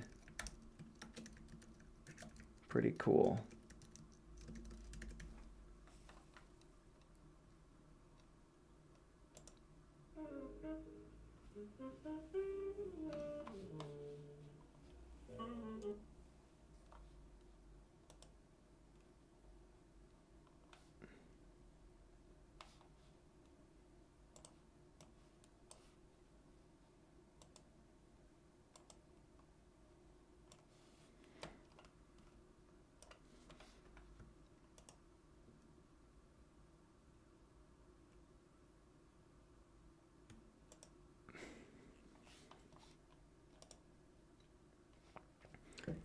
All right, so there's music coming from them, so I just want to make sure that that doesn't interfere. But yeah, what I might do is I might get the setup and grab some that Prosecco that I have to enjoy for the earnings call, because I probably won't be talking at all during it, just charting.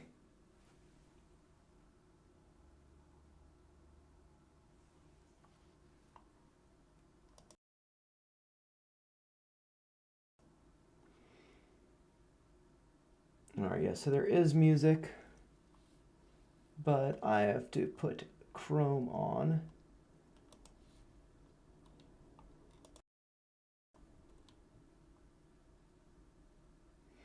All right, so you guys should not be getting any music. If you want a taste of it, just do it for a second.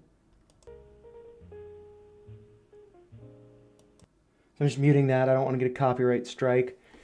And yeah, so now I just need to set up all of the windows, and I might actually disconnect that one and minimize this. Oh.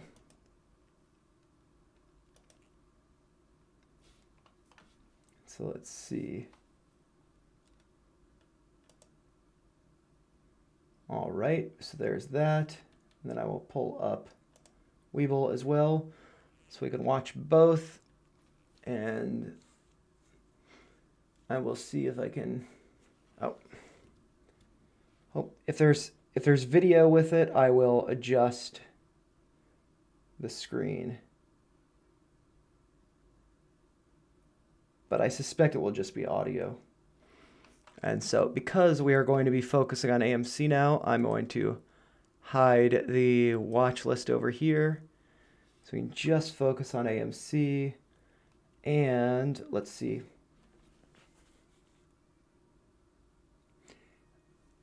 I can, let's see.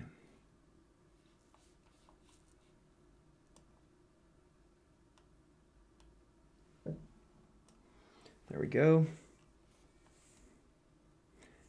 And I'm going to have to zoom in on that screen a little bit. Oh, Mara went down after earnings, you say, ding. Yeah, I'm surprised by that because Bitcoin's been up so much.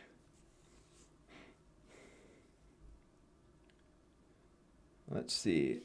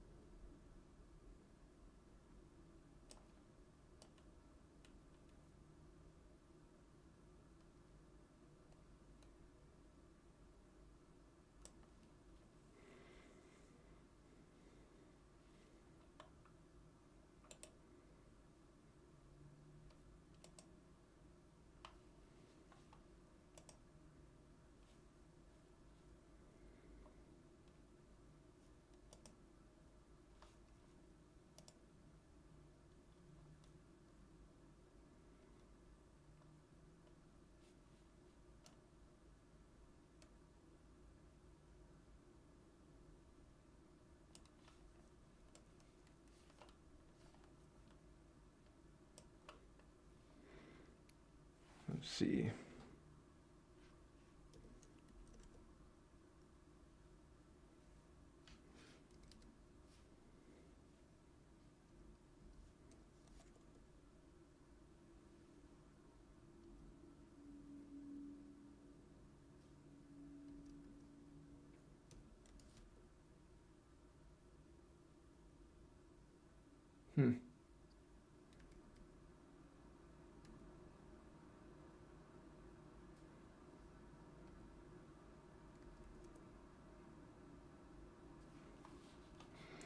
So I'm just fussing with this so we're not...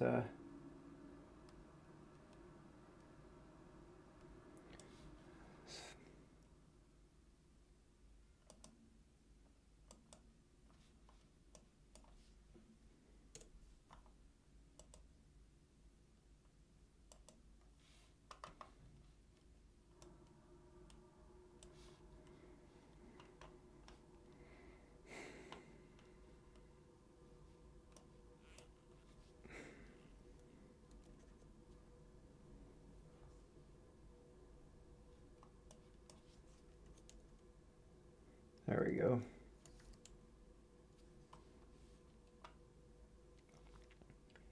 And then...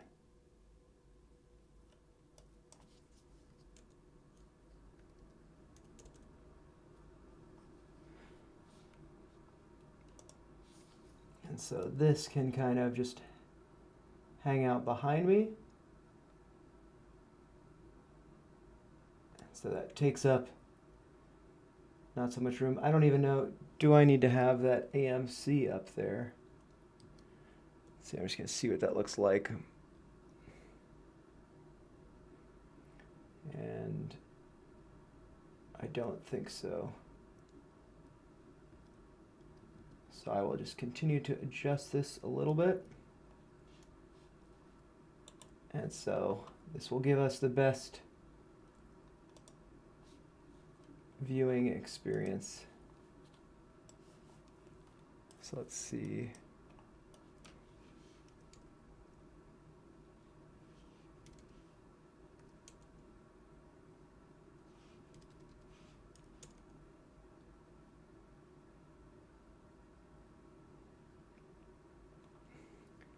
So I think that's pretty good.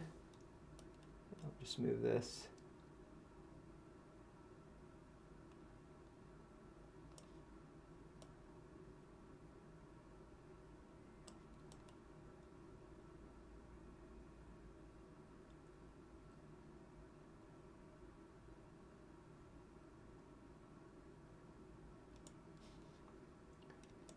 So hopefully that looks all right, not disrupting much. You know, I'm still here. You can see what's going on with it. And about 7 minutes. Let's see, the countdown, 6 minutes, starts in 6 minutes. So I'm going to go grab that beverage. And yeah, and let's see. Yeah, I think this looks pretty good. So I'm happy about this. Yeah, I'll be right back.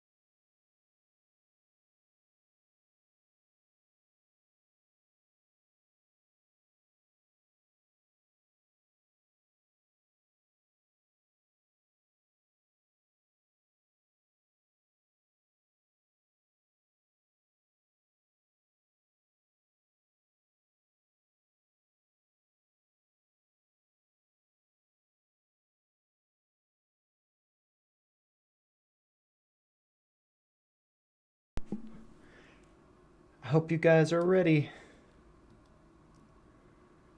2 minutes. Chart is hanging out around 450.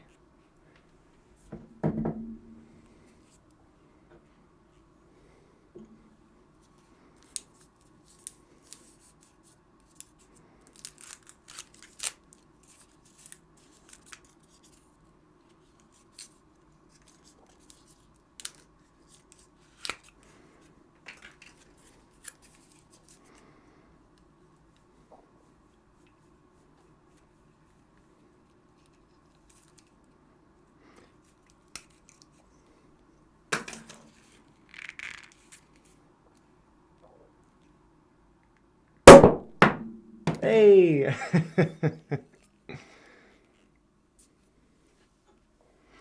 Cheers to AMC and the apes, the community that's formed around this company.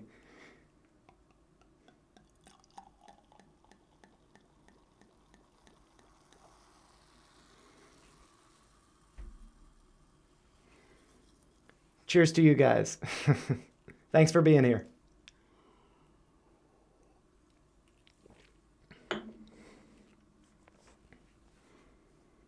And I just hear music, nothing going on with the audio, just the piano. But actually, I do realize I've cropped a little bit of the top, so I'm going to adjust this.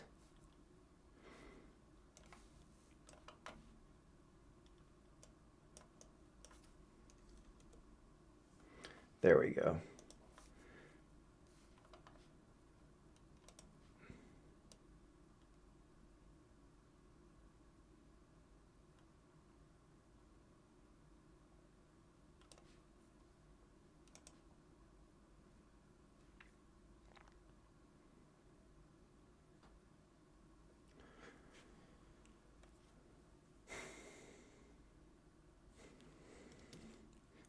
Still just music.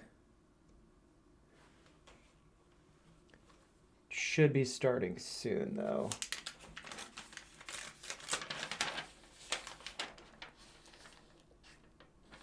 And in case any of you have to tune out, I will be putting timestamps on this after it. I will be taking notes on when Adam's speaking, when others are speaking, and so I'll put those timestamps so you guys can skip to this later on if you want to.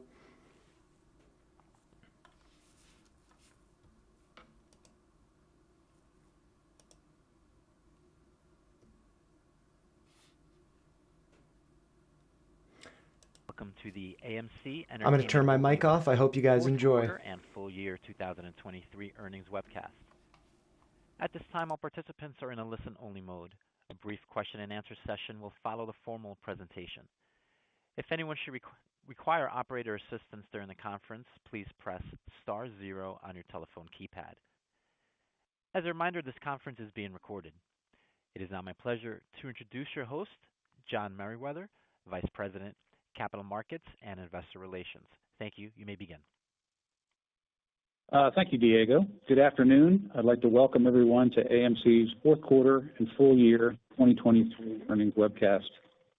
With me this afternoon is Aron, our Chairman and CEO, and Sean Goodman, our Chief Financial Officer. Before I turn the webcast over to Adam, let me remind everyone that some of the comments made by management during this webcast may contain forward-looking statements that are based on management's current expectations. Numerous risks, uncertainties, and other factors may cause actual results to differ materially from those that might be expressed today. Many of these risks and uncertainties are discussed in our most recent public filings, including our most recently filed 10-K and 10-Q. Several of the factors that will determine the company's future results are beyond the ability of the company to control or predict. In light of the uncertainties inherent in any forward-looking statements, listeners are cautioned against relying on these statements.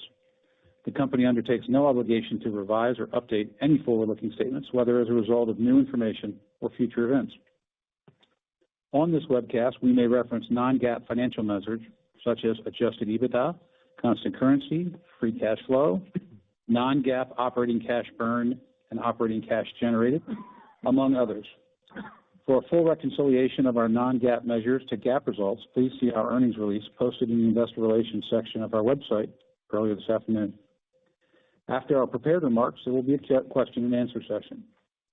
This afternoon's webcast is being recorded, and a replay will be available in the Investor Relations section of our website at amctheaters.com later today. With that, I'll turn the call over to Adam. Thank you, John. Good afternoon, and thank you, everyone, for joining us today. 2023 marked another year of strong operational and financial gains for AMC Entertainment, affirming the success of our strategic recovery efforts as the industry continues to rebound from the lingering effects of the pandemic. Our determination, innovation, and agility allowed us to adapt to a rapidly changing and unpredictable box office in calendar year 2023. And once again, it allowed AMC to defy Wall Street's expectations, beating FactSet and Refinitiv consensus estimates in Q4 and for full year 2023 for revenue, adjusted EBITDA, adjusted net income, and adjusted earnings per share.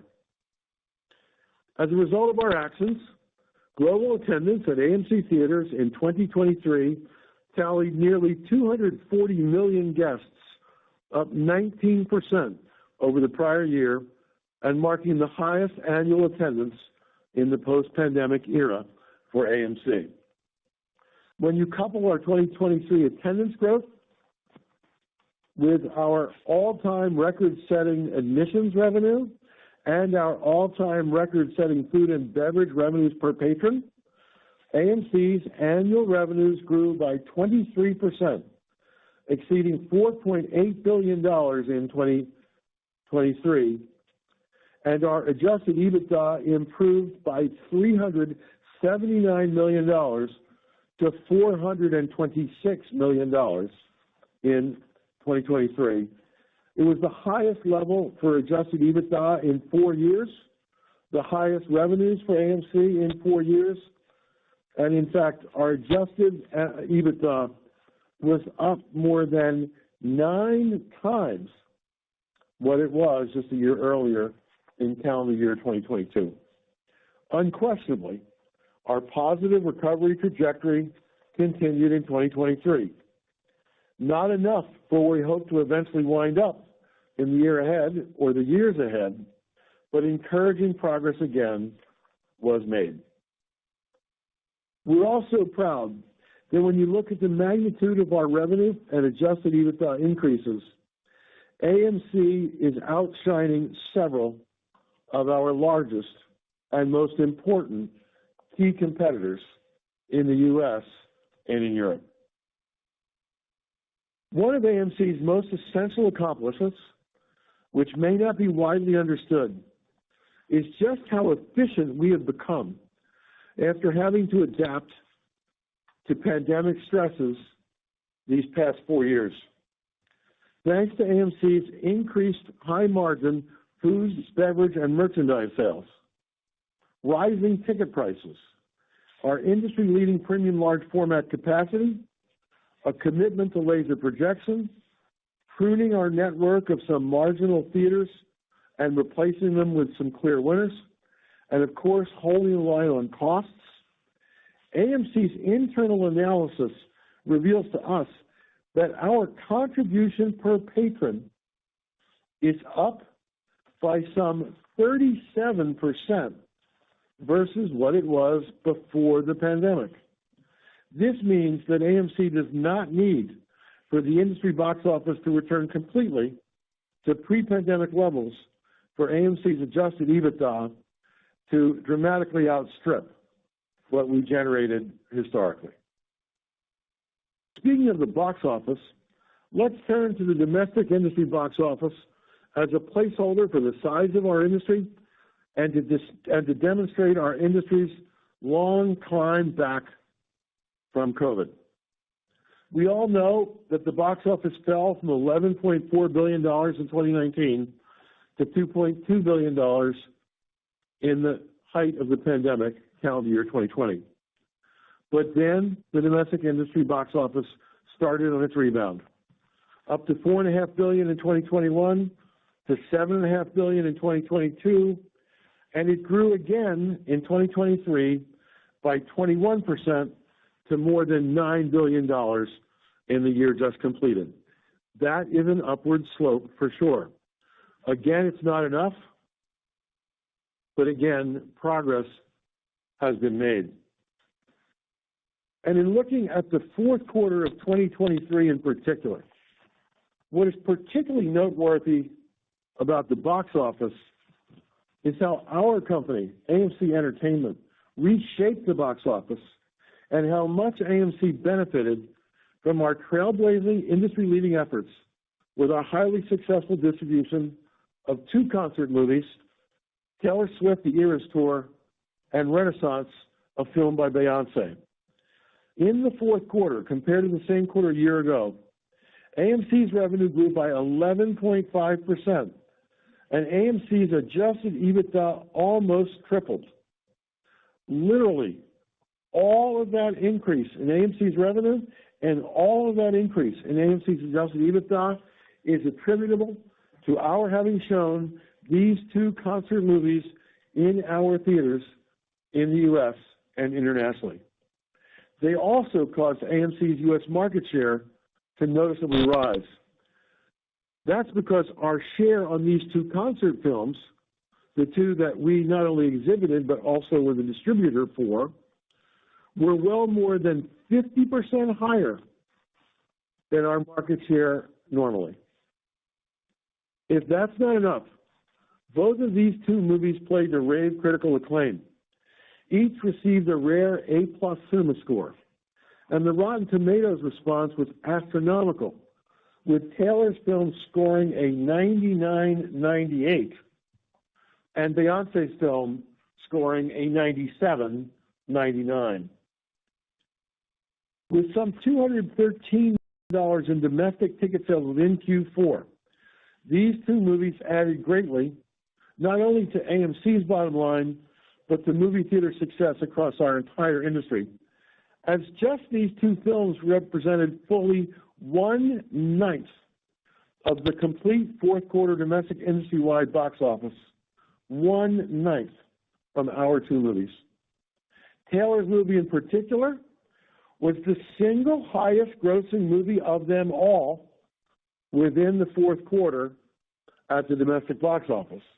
And worldwide, at $275 million of gross, Taylor's film also was the highest grossing concert film of all time and the highest grossing documentary of all time. It's hard to believe, but it's true. Only Universal and Warner significantly outgrossed AMC Theaters distribution domestically in the fourth quarter of 2023. With just these two movies, AMC Theaters distribution had a domestic box office gross during the months of October, November, and December of 23 that was only 1.6% less than that of industry behemoth Disney. And our two films domestically outgrossed all of what was offered theatrically in the quarter by Paramount, by Sony, by Lionsgate, or by any of the other smaller movie makers. This is a stunning result, given that neither of these films were on anyone's drawing board until mid-year, and that they were the first movies ever distributed by AMC in our entire 103-year history. What a triumph for our company. To that end, it is no surprise then that our praise for Taylor Swift and for Beyoncé Knowles Carter has no limit. And you will surely understand why we offer our boundless thanks to these two world-class artists for entrusting AMC to collaborate with them as to the theatrical exhibition of their two masterpiece creations. I should add that I've said before that our phones have been ringing off the hook, and I can confirm to you today that we are now in constant touch with others who are seeking that AMC also distribute the movies of more world-class musical artists for later in 2024 and or 2025. This blending of great musicians and movie theaters is an innovation for AMC that should and will continue into the future. But make no mistake about it, as pleased as we are with the movies that we distributed, or as pleased as we are with our entire results for the entire year of 2023, 2023 did not live up to its full potential. That's because the many months of actors and writers' strikes crippled Hollywood, and they seriously hurt movie theater operators who have been forced to wait for delayed movie titles that shifted out of 2023 into future time periods. After 3 years of hard work by one and all, after theaters were closed back in 2020, the domestic industry-wide box office finally was in sight of pre-pandemic levels back in the summer of 2023. At the peak of the summer of 23, the July 23 domestic box office was actually up 6% above July of 2019, the last July pre-pandemic. And in that summer quarter of 2023, AMC generated the highest third quarter adjusted EBITDA ever. Clearly, moviegoers flock to theaters when Hollywood releases films in quantity and in quality. Just think, Barbie and Oppenheimer. Or for that matter, think of what came out of Leawood, Kansas, Taylor Swift, the Eras Tour, among others. But the strike of 23 clearly interrupted that momentum that was pushing us to above pandemic norms in the middle of last year. The strikes in Hollywood led to the fourth quarter domestic industry-wide box office being down 35% versus pre-pandemic 2019. The January-February 2024 domestic industry-wide box office was down about 45% versus the same months of pre-pandemic 2020. We point this out not to alarm you or to whine about it, but instead because we want everyone to realize that by the middle of 23, we had finally emerged from the cloud of the pandemic. But then the strike hit and sent us back into the soup. However, at AMC, we believe that the strike impacts will only be short-term in nature. AMC believes that the box office will start to strengthen again as soon as this coming month of March, in some of the summer months of 2024, and especially in the latter third of this year. And over the medium term, we are both bullish and optimistic. With all the caveats that no one's crystal ball is perfect, at AMC, we currently believe that the industry box office in 2025 will be robust. We believe it will grow by $1 billion to $2 billion or more in size over what will be the box office in 2024. With that as an introduction to our results for the quarter and the year, I'll now pass the webcast over to Sean, our Chief Financial Officer, to provide more details on our quarterly and full-year financial results, and especially to share with you the progress that AMC has made in reducing our debt and in bolstering our cash reserves. After that, I'll return to provide you with my further take on where we are at the moment as a company and share some other news that may be of interest. Sean? Thanks, Adam, and thank you to everyone for joining us this afternoon. I'd like to start my prepared remarks by briefly looking back over the last 4 years. No doubt our business has experienced challenges like never before.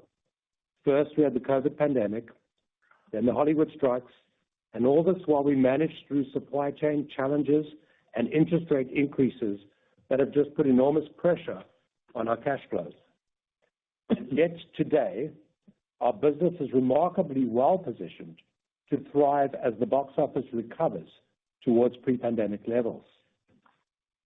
Over the last 4 years, we've improved our per-patron revenue and per-patron profit quite considerably. In 2023, our consolidated per-patron revenue was around 32% higher than in pre-pandemic 2019. This was driven primarily by growth in food and beverage spend per patron of 45.7%. And we've also increased our contribution dollars per patron. Contribution dollars here defined as total revenue less both film exhibition costs and food and beverage costs. And we lessened this by approximately 37%. So we've increased these contribution dollars per patron by approximately 37%. At the same time, we've worked hard to enhance our theater portfolio. We've been closing underperforming theaters and opportunistically opening higher-performing theater locations.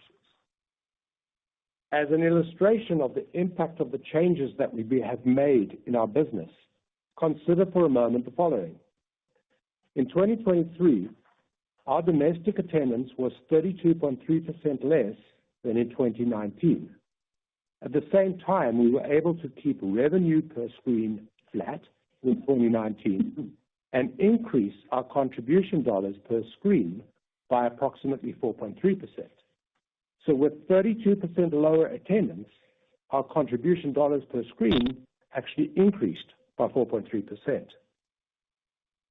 The consolidated statistics I've quoted are in constant currency and help explain why we believe that A, the box office does not need to get all the way back to pre-pandemic levels for us to achieve pre-pandemic adjusted EBITDA. And B, at pre-pandemic box office levels, we should be able to achieve higher adjusted EBITDA than we were able to before the pandemic. And finally, looking back over the last 4 years, we have very actively worked to strengthen our balance sheet by reducing debt and increasing liquidity. It's worth noting that the total principal amount of our corporate borrowings and finance leases at December 31, 2023, was $4.56 billion. This is approximately $451 million lower than 4 years ago at December 31, 2019. And our net debt at December 31, 2023, net debt defined as total corporate borrowings and finance leases less available cash.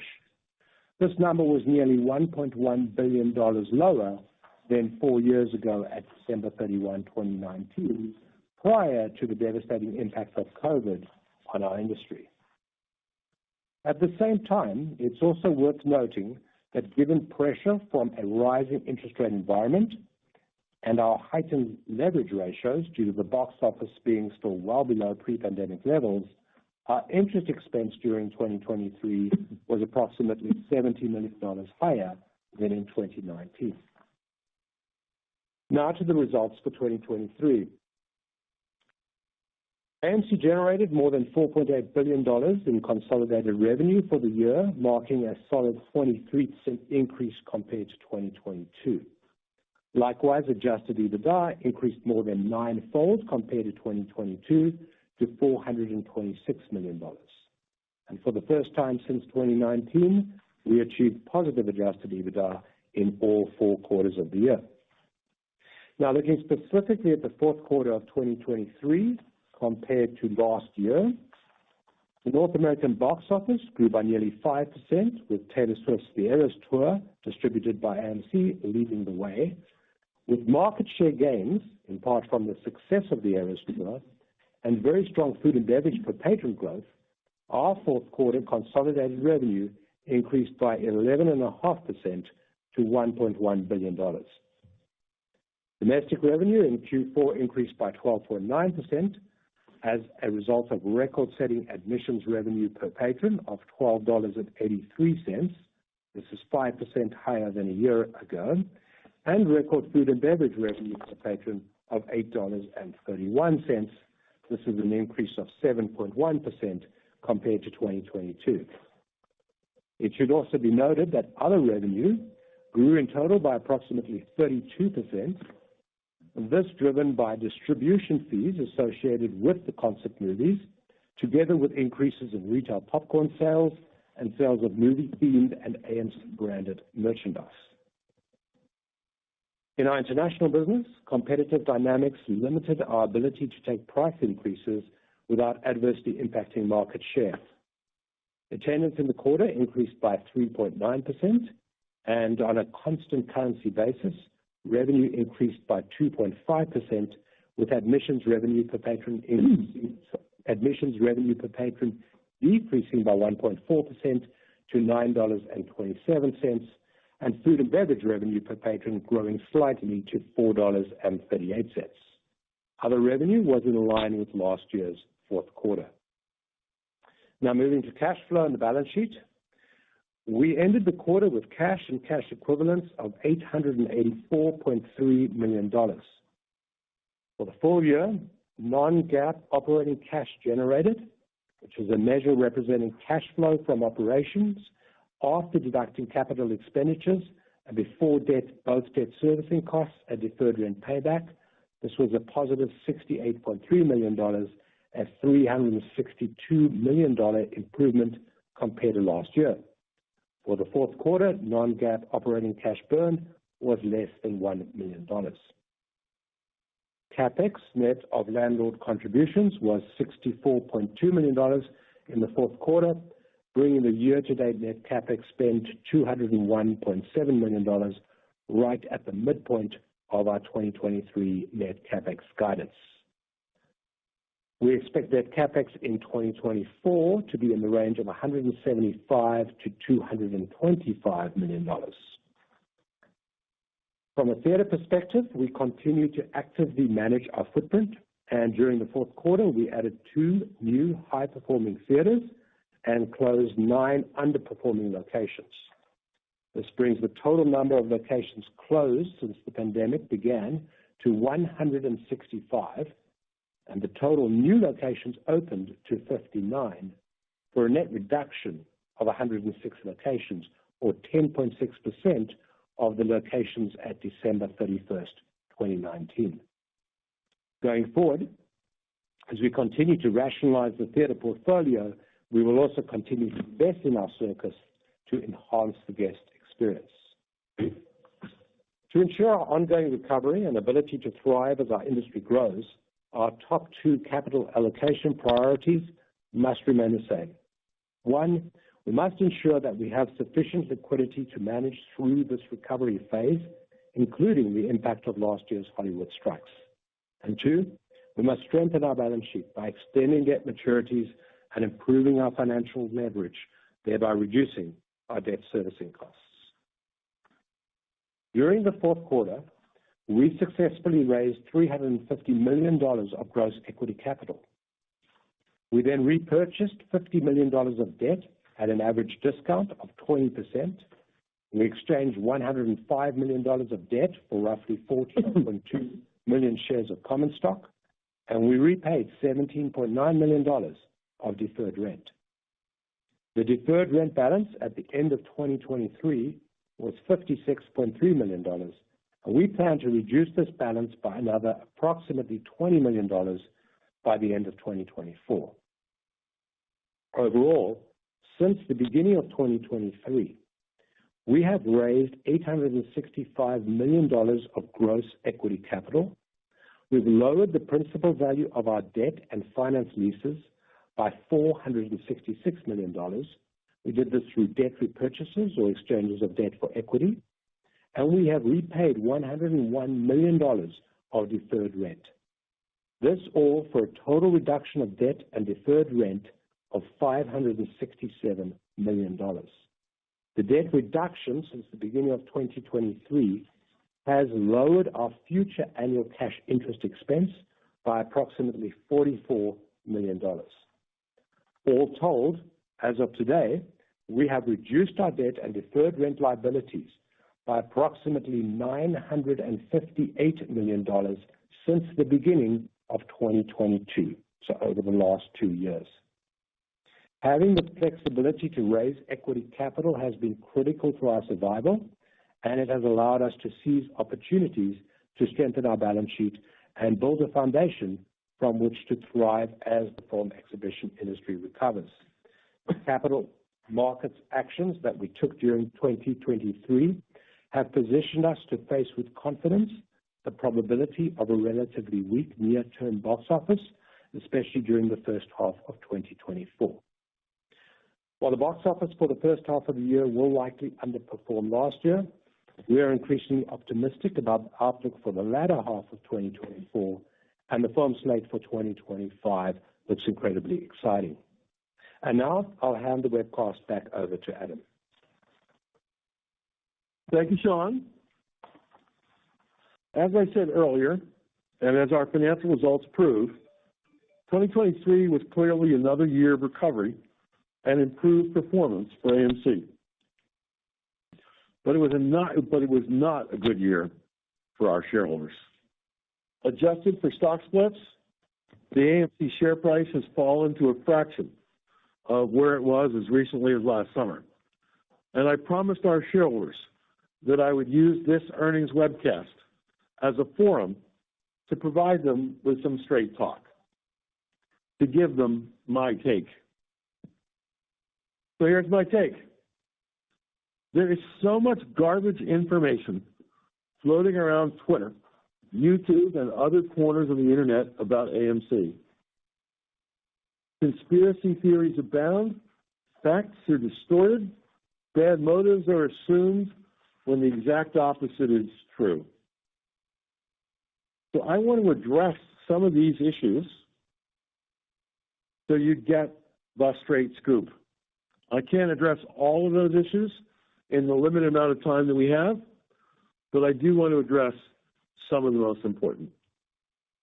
First, as to all the hubbub and litigation that surrounded AMC in the Delaware courts in 2023, I want to remind you that our shareholders got the right to vote on our proposed actions.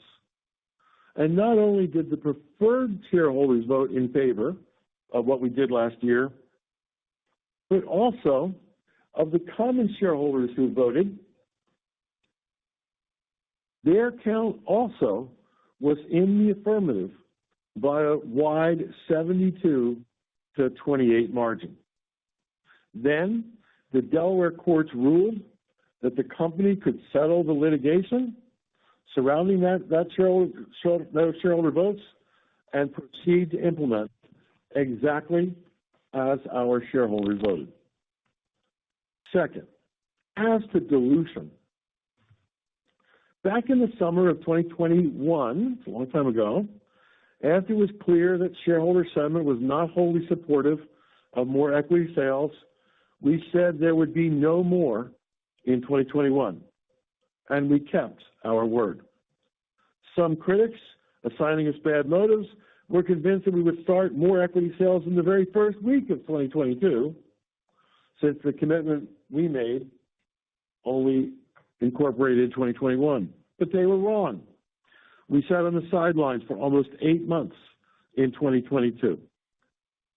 But by August of 2022, we did in fact introduce into the market AMC preferred equity units because, among other reasons, we wish to make it possible for AMC to raise more cash through the sale of shares if we thought it was advisable or if we needed to do so. We were very clear about this in our public disclosures at the time. Between August of 2022 and June 30 of 2023, AMC raised $418 million by selling what were called APEs. AMC's cash position at that end of June 2023 was $435 million. $418 million raised, $435 million of cash. Do the math. Had we not sold those shares, deduct $418 million from $435 million. Big companies, the size and scope of AMC Entertainment, cannot survive with only $17 million of cash on hand. Similarly, in the full year of calendar year 2023, AMC raised $865 million of cash through the sale of APEs and the sale of common stock. We ended the year with $884 million of cash. $865 million raised, $884 million of year-ending cash. Again, do the math. Had we not sold that equity, deduct $865 million from $884 million. Big companies, the size and scope of AMC, cannot survive with only $19 million of cash on hand. We did, in dilution, what was absolutely vital for your company to do to get through the many challenges that have been thrown our way. The absolute smartest way for AMC first to survive and then eventually to be in a position to thrive is to have robust cash reserves. Period. Plain and simple. There can be no argument. Cash is king. Third, from time to time, there have been matters related to the trading of AMC stock that have been of concern to some of our shareholders. As but 3 examples, the absolute number of failed-to-deliver shares, synthetic shares, or the length of time AMC Entertainment was on the threshold list, among others. We dutifully have kept the New York Stock Exchange and appropriate regulatory bodies well informed, and we make frequent public filings. But here is a key reminder and clarification. AMC is a company that is listed on the New York Stock Exchange, but we are not the stock exchange itself. Frankly, we have no ability to regulate or enforce trading practices on the stock exchange. And as much as some of you may wish it to be otherwise, our business is the exhibiting of movies in theaters. We are not in the business of reforming the financial markets overall. Then, as to our motives, it's disappointing how many people out there type into their Twitter feeds that the management team at AMC is somehow actively working against the interests of our retail shareholders and instead is nefariously on the side of evil, the so-called hedgies.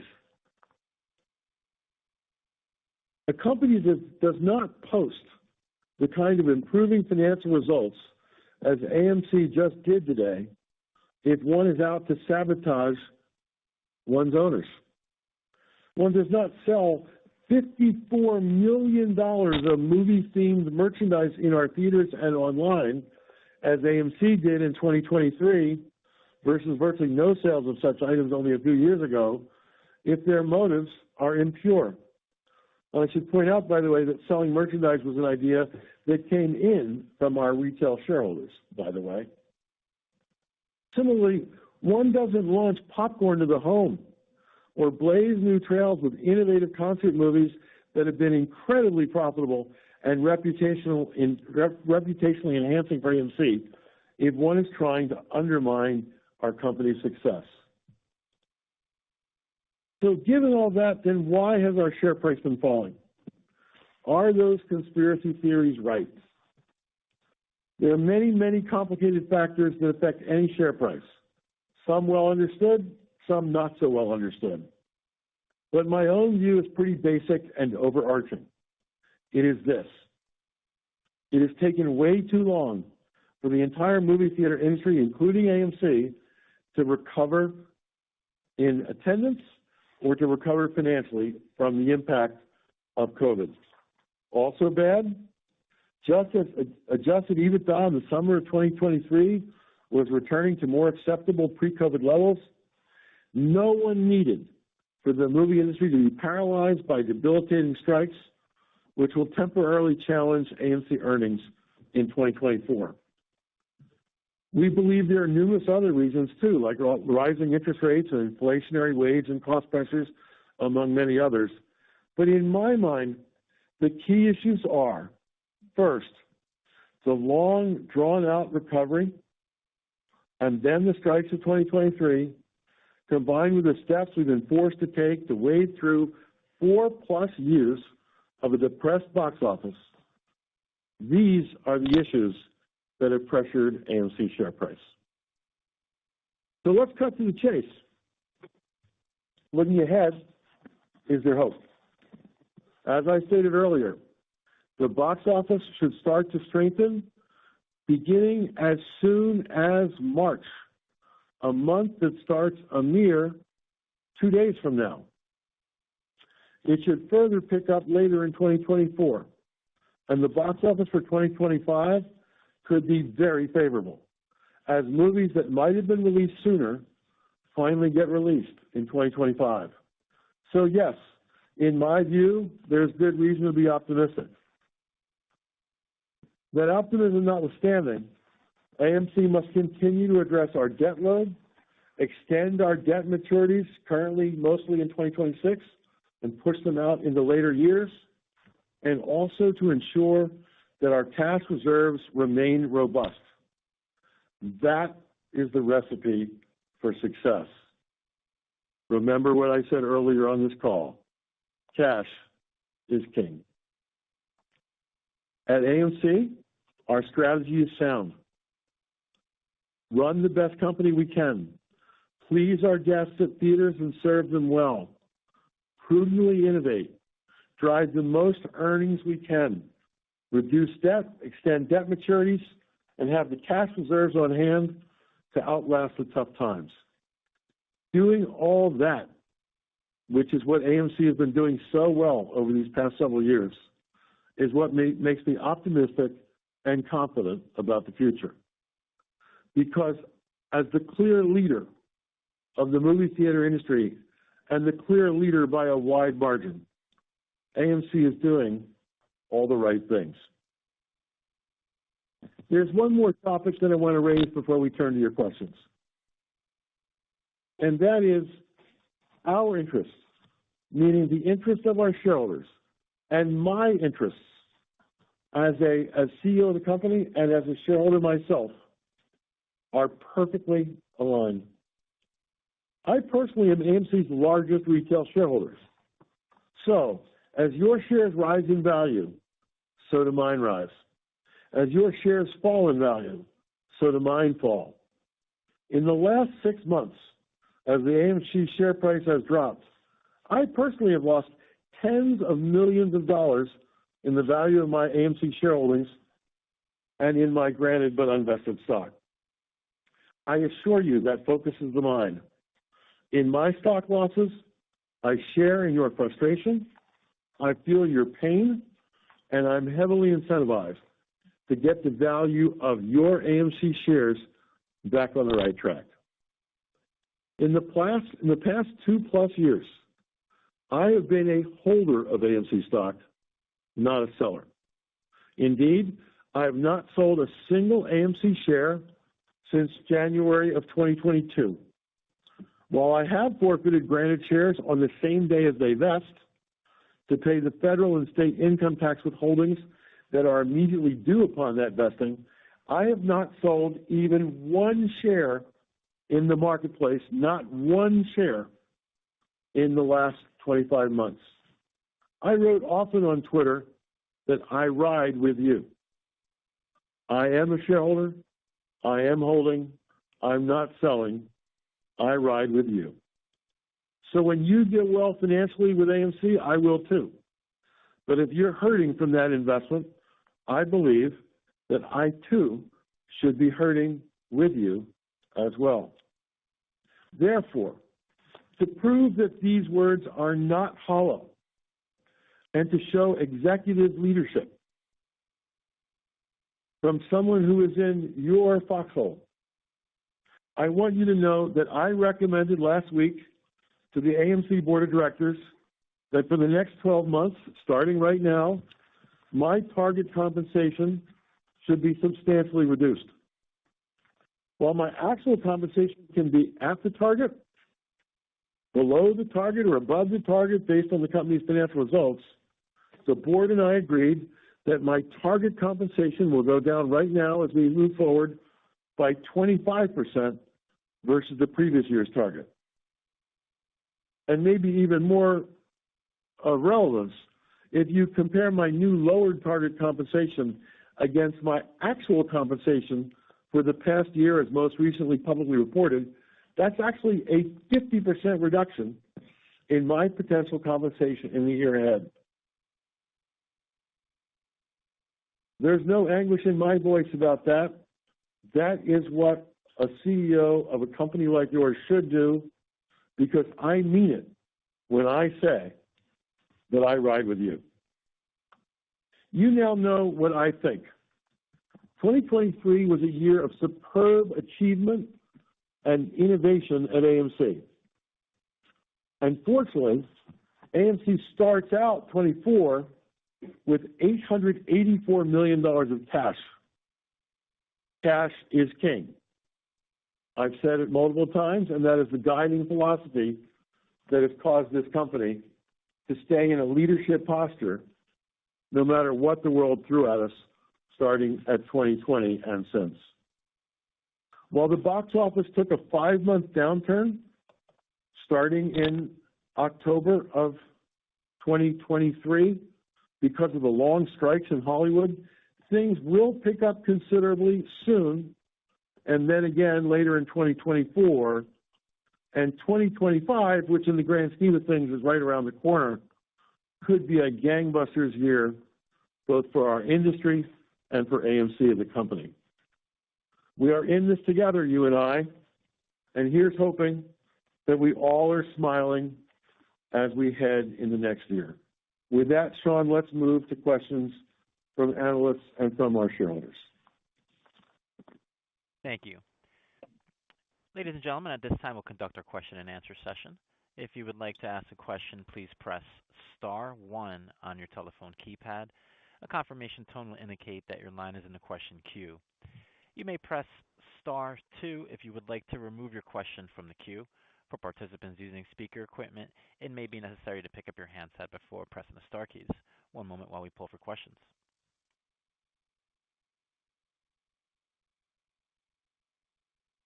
And our first question comes from Eric Wold with B. Riley Securities. Please state your question. Hey, good afternoon. Thanks for taking my call. Adam, I guess I want to go back to kind of one of the parts of the business that's, I think probably not as talked about, but the distribution business. I think, one of the knocks on the overall exhibition business in general for years has been that, the availability of content, was largely out of control. So when you get things like, the pandemic or strike, there's little that you can do to kind of drive content into your theaters. Obviously, this changes somewhat with what you did with Taylor Swift and Beyonce. I guess as you continue to build out that business, I know you talked about you're in discussion with other artists for releases later this year or the next year. I guess any sense of what you think the annual opportunity could be for revenue and EBITDA from that distribution business? And then, what do you think is the ability of AMC to kind of move outside of the concert or kind of musical film genre into other genres that may be, more direct competition with some of the other larger distributors out there? Well, Eric, look, you're entirely right that if you look at the single biggest challenge that our industry has faced since the reopening of theaters at the end of 2020, it's in the lack of content. And we took matters into our own hands in 2023 with Taylor and Beyonce and had 2 grand successes. That causes us to want to do more. We certainly got the attention of the best musical artists in the world. And so there will be more of those. I don't want to quantify it. I've got a good sense of it, but I don't want to quantify it quite yet. Let's land some contracts for future concert films, and then we'll have a better sense of what you can count on reliably. But who knows where this will lead? There's other alternate content that we could focus on other than just concert movies. We could look to comedy. We could look to sports.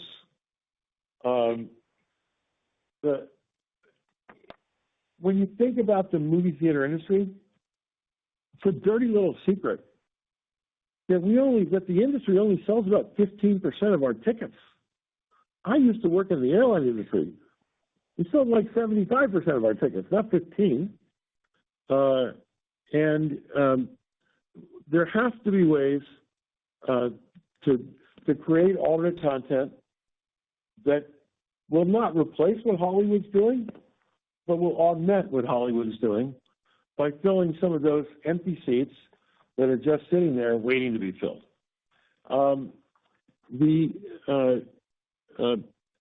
It also does sort of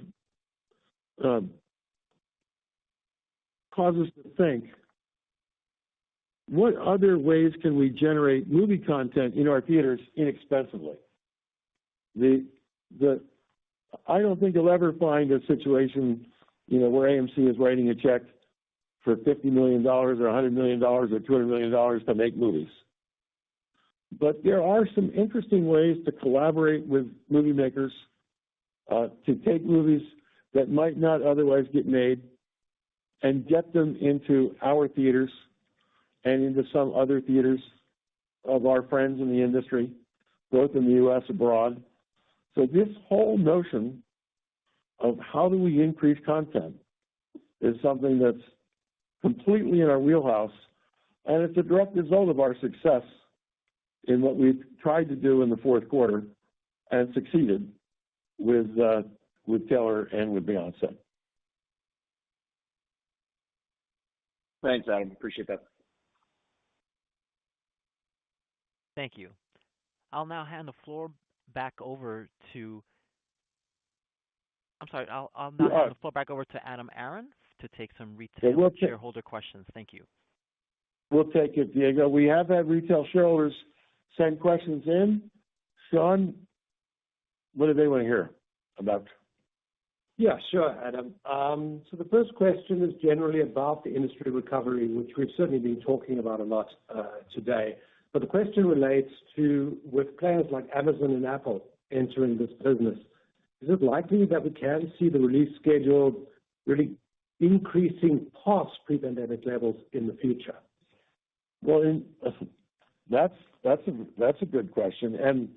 But before we talk about whether we get beyond pre-pandemic levels, let's talk first about getting to pre-pandemic levels. Because as we sit here today, the movies released by the major studios are down about 25% from the quantity of pre-pandemic releases. The good news here is, as you know well, we talk to every major studio every week of our lives here at this company, and we know that studio after studio after studio sees the opportunity for them that can come from achieving high theatrical grosses.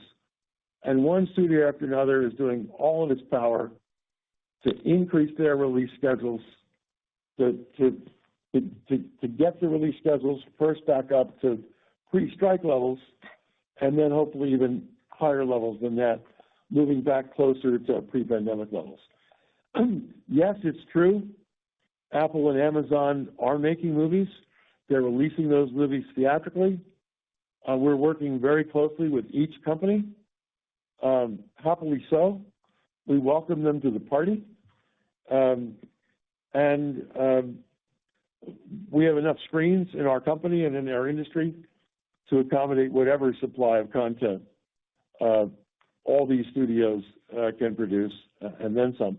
I would point out that one of the comments in my prepared remarks, it's so important, is we've done so much in the past 4 years to make this company more efficient.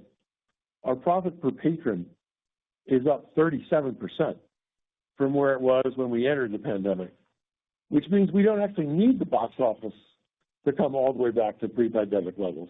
We don't need attendance to come all the way back to pre-pandemic levels because we're making so much more profit from each guest who is in our theater. As for whether, in fact, and when the box office does cross that pre-pandemic hurdle and crosses $11 billion, we'll all find out together. Great. There's Related to that, there's some questions about diversification and what revenue diversification opportunities exist to grow and enhance our business.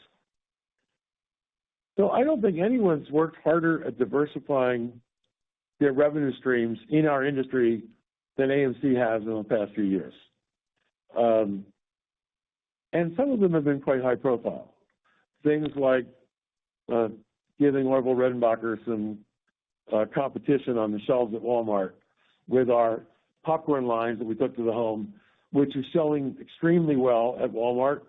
And we just literally in these very months are in the process of having extended our retail presence to Kroger and to Publix. We also went up on the Amazon Marketplace. So that's an example of diversifying our revenues. We launched our candy line, I guess it was in December, I think, at our theaters. I've tweeted publicly about maybe coming up with a house wine or house beer. Beyond that, though, I think the single biggest, most successful diversification play we've had so far is what we've done with movie-themed merchandise. As I said in the prepared remarks, we sold $54 million of it in 2023. Like 3 years earlier, we sold nothing. $54 million from nothing.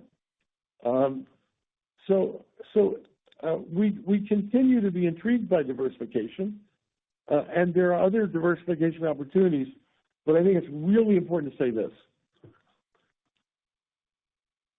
We worked very hard to bring all that cash into our bank accounts, as you know. And 2024 could be a challenging year, especially early in the year. We need to husband all of that cash and treat that cash as being very precious because it's the thing which assures our survival going forward.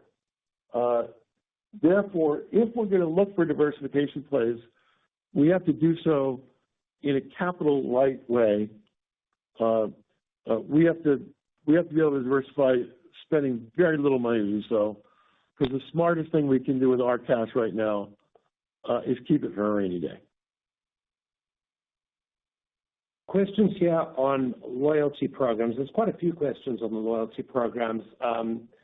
And people are asking if there's an update to the loyalty programs coming, any ideas such as bringing a friend along for A-list members in exchange for a fee perhaps, or a family plan for A-list, or other new creations for our loyalty programs. There are a lot of ideas about our loyalty programs. Our marketing department right now is in the process of testing some things we've given a lot of thought to. A-list is of great appeal to us, of course. It's been a very successful program for our company. The most important marketing program this company has ever had is our Stubs frequent moviegoer program. And there are a lot of interesting things that we might be able to do to make Stubs appeal to more people and to cause people who are Stubs members to attend more movies. There are interesting things afoot about how might one qualify for Premier, as an example. There are other possibilities we have 3 tiers in the Stubs program right now: the free insider tier, the paid Premier tier, and the A-list tier. There's talk of creating a 4th tier of Stubs, somewhat in between the Premier level and the insider level, with new benefits. We're going to test right now, research and test right now for a possible rollout later this year. And then there's a program near and dear to my heart, which is a loyalty program of another sort. It's called AMC Investor Connect. We have over 1 million members of AMC Investor Connect. These are our shareholders who've registered with us and told us that they're interested in our company. They're either current or former shareholders. We've been in frequent communication with them. We've had lots of advanced screenings for them. We've given them some free this and that, some free popcorns and some free drinks and other things. One of the things that we will definitely be doing in 2024 is reinvigorating AMC Investor Connect, adding more benefits to it, because we know how loyal and those AMC Investor Connect members are to AMC. We want to thank them for their loyalty and encourage them to visit our theaters over and over again. Those are just some of the things we're working on, but watch this space. You know, I might add that, you know, I think one of AMC's greatest strengths over the past decade has been, I think we've been the preeminent consumer marketer in our industry. Just think about the Nicole Kidman campaign, for example, that took on like a cult-like nature. It really hit into the American zeitgeist. And one of the things that I think is fun about that is if you go to an AMC movie, there's something called the pre-show. It's the thing that comes up just before the trailers run and before the movies run. And for the first time in 4 years, starting in a couple of days, we're putting up a new pre-show on the screen. We think it's kind of beautiful and spectacular. We think people will like it. But one of the intriguing little twists is we're moving into phase 2 of the Nicole Kidman campaign.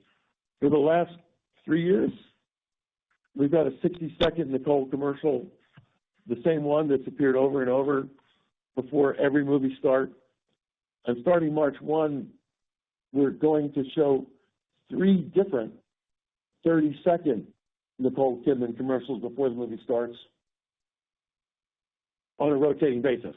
You won't get like 3 in a row when you go watch one movie, but as you watch movies going forward, you'll see 3 different Nicole spots that kind of randomly will appear in our theaters prior to the show. We're very good marketers. We use that for the benefit of driving revenues, and as you saw, our revenue growth in calendar 23 and in the fourth quarter of 23, we outpaced just about everybody in our industry. Something new and exciting for people to see when they come to our movie theaters.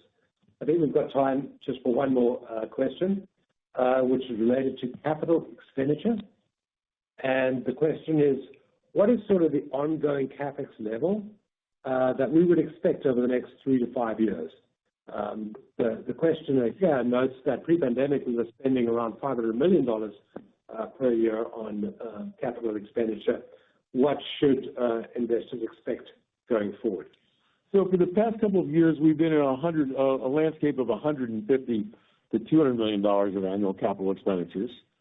About 150 of that is to what we call maintenance CapEx, just to keep our theaters in good shape. You can't run a movie theater with a leaky roof, or an air conditioning unit doesn't work, or a projector that doesn't show movies.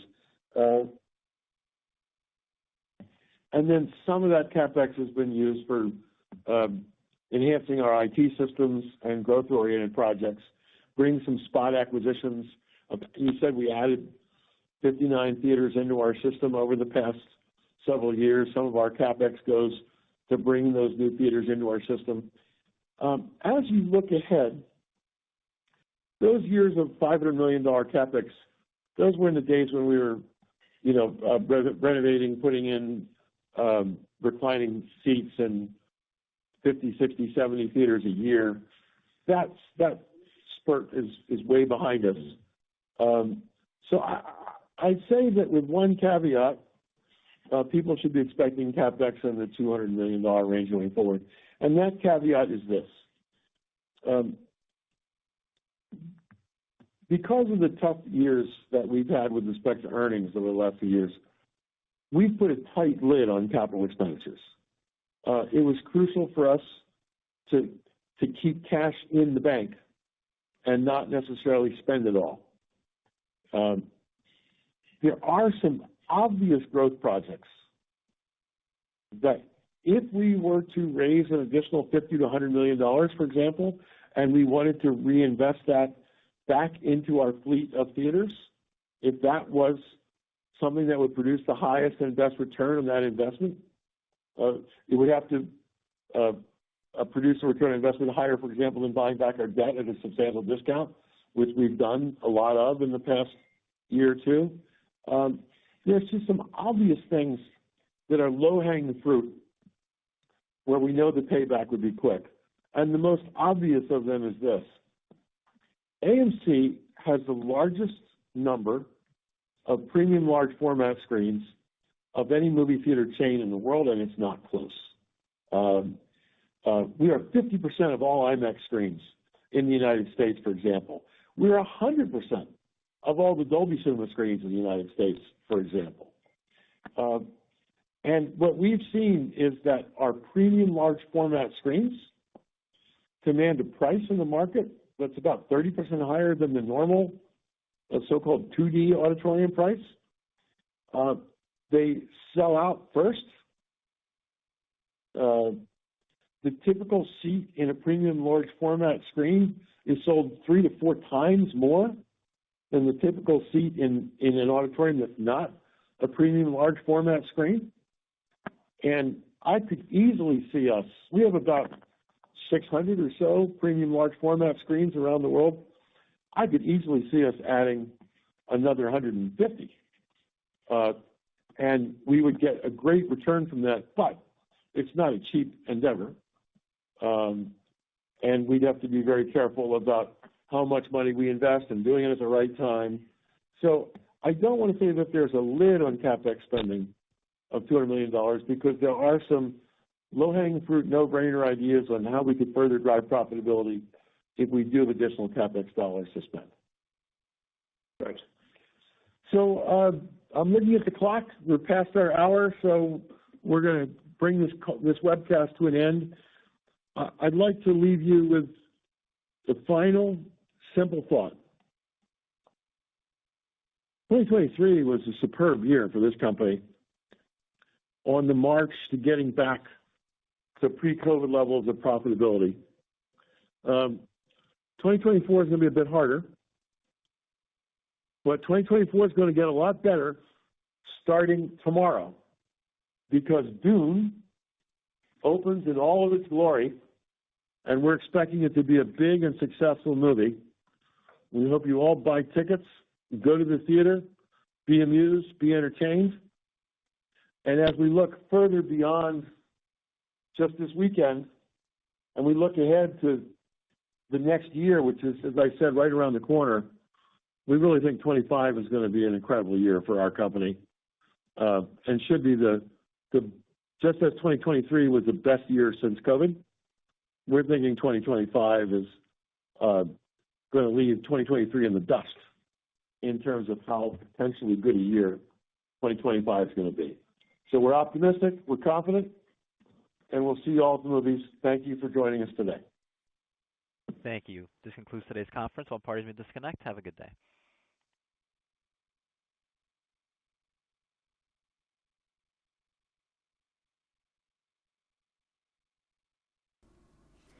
Hopefully you all enjoyed that. I found that enjoyable. Yeah, I think it's going to be kind of a tough year ahead, 2024, but 2025, light at the end of the tunnel. And yeah, I mean, I started buying AMC back in 2019. Well, actually, no. Maybe it was 2020. I'm not sure. It's all very fuzzy. But 3 years. Yeah, 2021 was the big squeeze. Yeah, so 2020. Yeah. What's another year? I don't care. I'm happy to wait. I believe in the company. And, I believe in the community.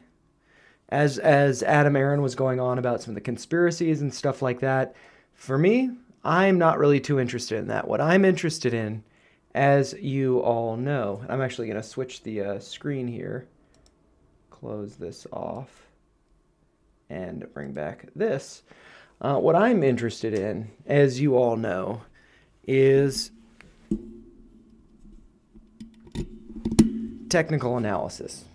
I find technical analysis to be fascinating. And people talk about how, AMC is manipulated, all of this stuff. Every single stock in the stock market is manipulated. And it's manipulated because humans are predictable. Our emotions are predictable. And right now, after this, nobody wants to hold this. It sucks to hold this. But just like what was brought up before the stream, but not before the stream, before the earnings call. If we look at Bitcoin on the weekly time scale, it was brought up that this, in this big drop here, followed by this sluggish movement, looks an awful lot like what's been happening with AMC. If we look at this on the weekly time scale, you have this big drawdown and this massive drop here. Look at that. Excuse me, this massive drop here. Another massive drop here. Right now, let's look up the market psychology. Let's see that graph. Let's see. Market psychology. Images. Let's look at this. Okay, so got this just above me. We are in the depression stage. We've been angry, and it's been a long wait. We are depressed. But with time, we will eventually get a disbelief suckers rally. And from that, we will have hope, we will have optimism, and eventually, we will return to the euphoric times, whether that's at a share price of $393.63 or one of these peaks or 1,000 or, whatever number you want to throw out. This is the time that it's hard to hold. This is the time that, we're going to be thrown under the bus. We're going to drag each other under the bus. That's why I started streaming, because people that I followed back when we had these squeezes don't stream anymore. Whatever you think about Trey's trades, I thought he was a sucker around here. This was a sucker's rally. And then I watched his interview with the Wolf of Wall Street. I forget his name. I want to say Scaramucci, but not him. You know who I'm talking about. The Wolf of Wall Street. Yeah, and I saw that and I kind of laughed at that. But then it got me listening again, and then I saw this happen. And so, yeah, I don't think we've had the suckers rally yet, but I think we will. And I think that suckers rally is going to lead to euphoria, whatever price it is. I'm not putting any numbers out there. All that I'm going to do during the process is I'm going to highlight levels that stand out to me, whether they're support, whether they're resistance, whether they're, most of them on the daily time frame. I'll delete the ones eventually that are on the minute time frame. But I think this is a great time. This is a great opportunity to build. And that's why, I started this channel, not just because of AMC. There are a number of stocks that I cover. And I think that with all of them, look at what happened with BIOR, Biora Therapeutics. This blows my mind, and I wish I would have had more conviction in my analysis. For me, when a share price gets below $1, I can only buy in 100 share increments, and I prefer to buy one at a time. I just slowly dollar cost average into things. It's very boring. It's very not exciting, but I found that works for me. I can buy at all these levels that I highlight. I can average in, and when I feel like it's truly found a bottom, I can go heavy. And with Biora, I did not do that. And I saw it trading outside of this channel. And I was like, why is it trading outside of that channel? I would expect a break. And then I realized, there's another channel outside of it. That's what it's trading within. And then I saw during a stream, thanks to requests from you guys, suggestions from you guys, I saw, Big Bird, I think you were one of them that, was always asking me to look at Biora. And then I noticed, hey, it looks like there's this falling wedge here. And on Sunday of this week, following last Friday, the 23rd, I went over it and I pointed out how we had broken not only out of this narrow channel, out of the wider channel, had broken out of this falling wedge that I had identified, and that we had pulled back to retest it with a bullish hammer candle, closing above the previous day's high. While not closing above these previous highs, it retested and tapped the top of that wedge. And now from that, I don't regret. I don't like to regret. From that touch, it went up over 150%. And now we've pulled back. I think that what we're seeing now is a healthy retrace. We started the day with a gap. We've since filled that gap. As you can look, we were just comparing stuff with Bitcoin. As you look at Bitcoin, the previous high had two highs. A lot of times we get a double top. And I think that with Biora, I think that with Bitcoin right now getting back to, this is the key. It's all about patience. Looking at charts every single day, every single minute doesn't help us. This went up to 64,000 earlier today, an emotional response, and that pulled back to 60,000. And then you wait just a few hours and it starts to move up again, and it's going to retest 64 again. Does it go past it? Does it not? I don't know. I'm a long-term believer in Bitcoin, but I have a position that I want to trade short-term, and I'd like to do that at 64,000. I didn't trim anymore. I'm waiting, and you do whatever you want with Bitcoin. I have a small position. I'm stacking every single week, but this position, it's exceeded the price target that I had, and I want to trim. I got bills to pay.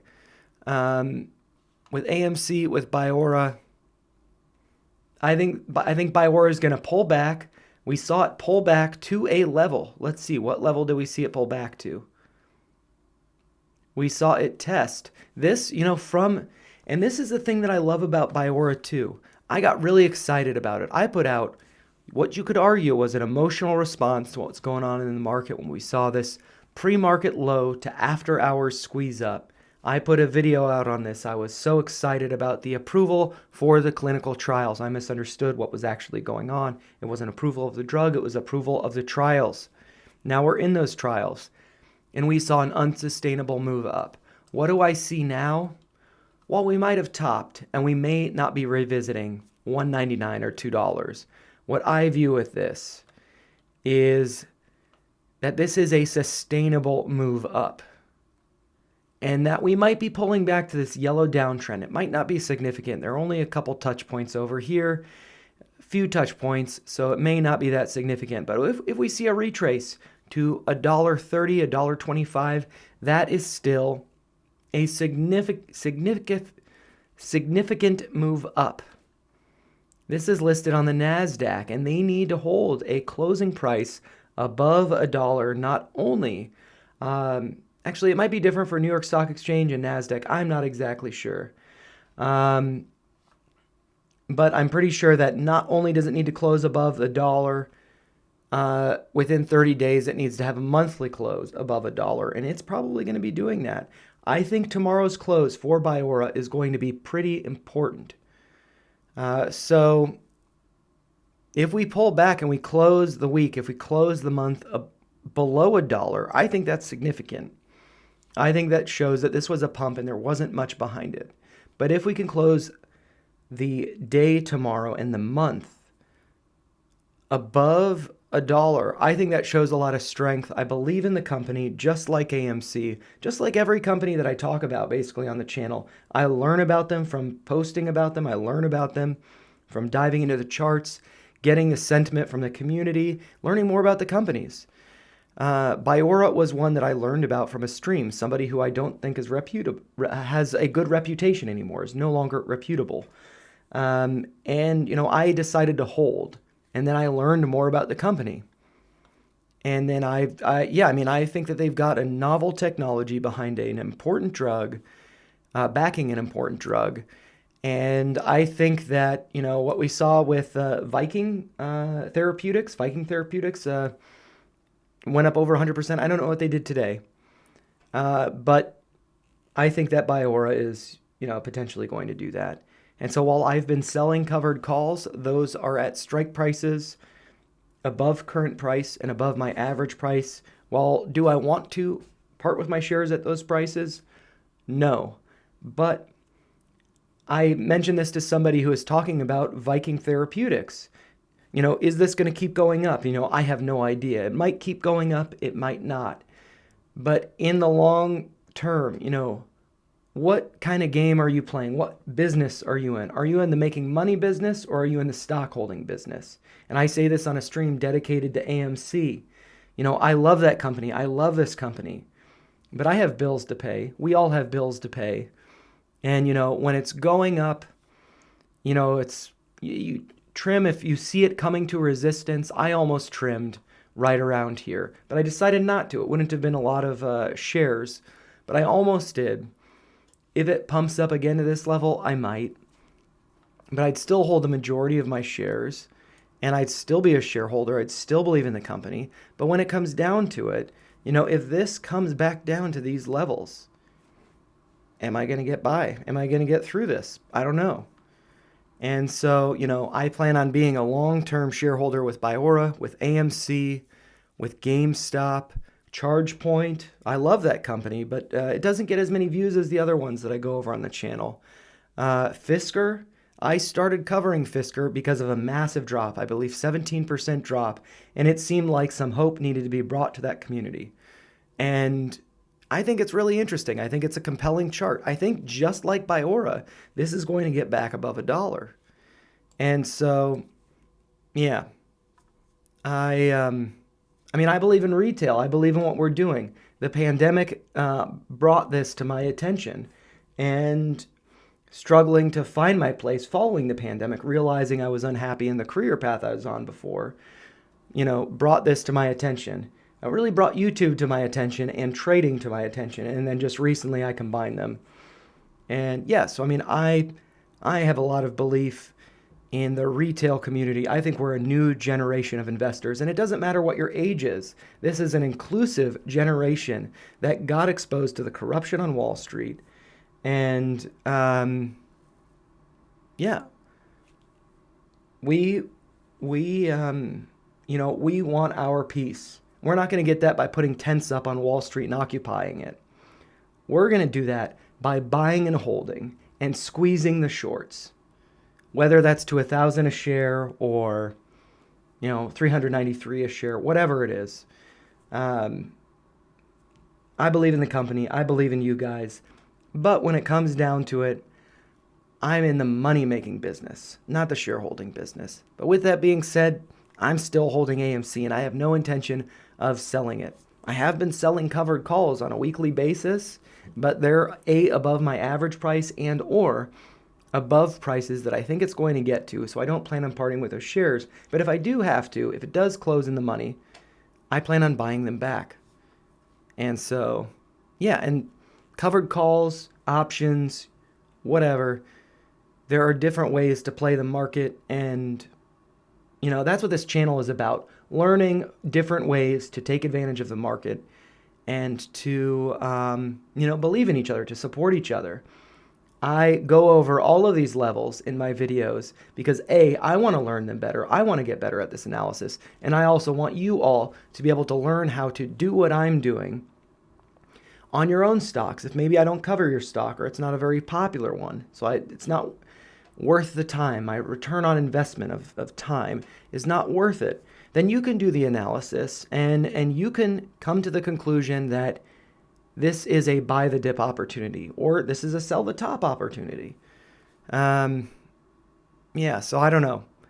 I'm stoked about this community. I'm really happy and proud to be streaming for an AMC earnings call because I feel like there's been a lot of people fading out. I feel like I saw some post about going on mainstream media. I think it was Meme Lord Extraordinaire talking about how, he or she, I actually don't know who Meme Lord is, but they will not go on mainstream media and talk about this stuff. And not that I think I'll ever get to that level, but, a lot of the people that I had previously looked up to, or still do in a lot of ways, had gone on mainstream media and now they've kind of been vaporized from the community.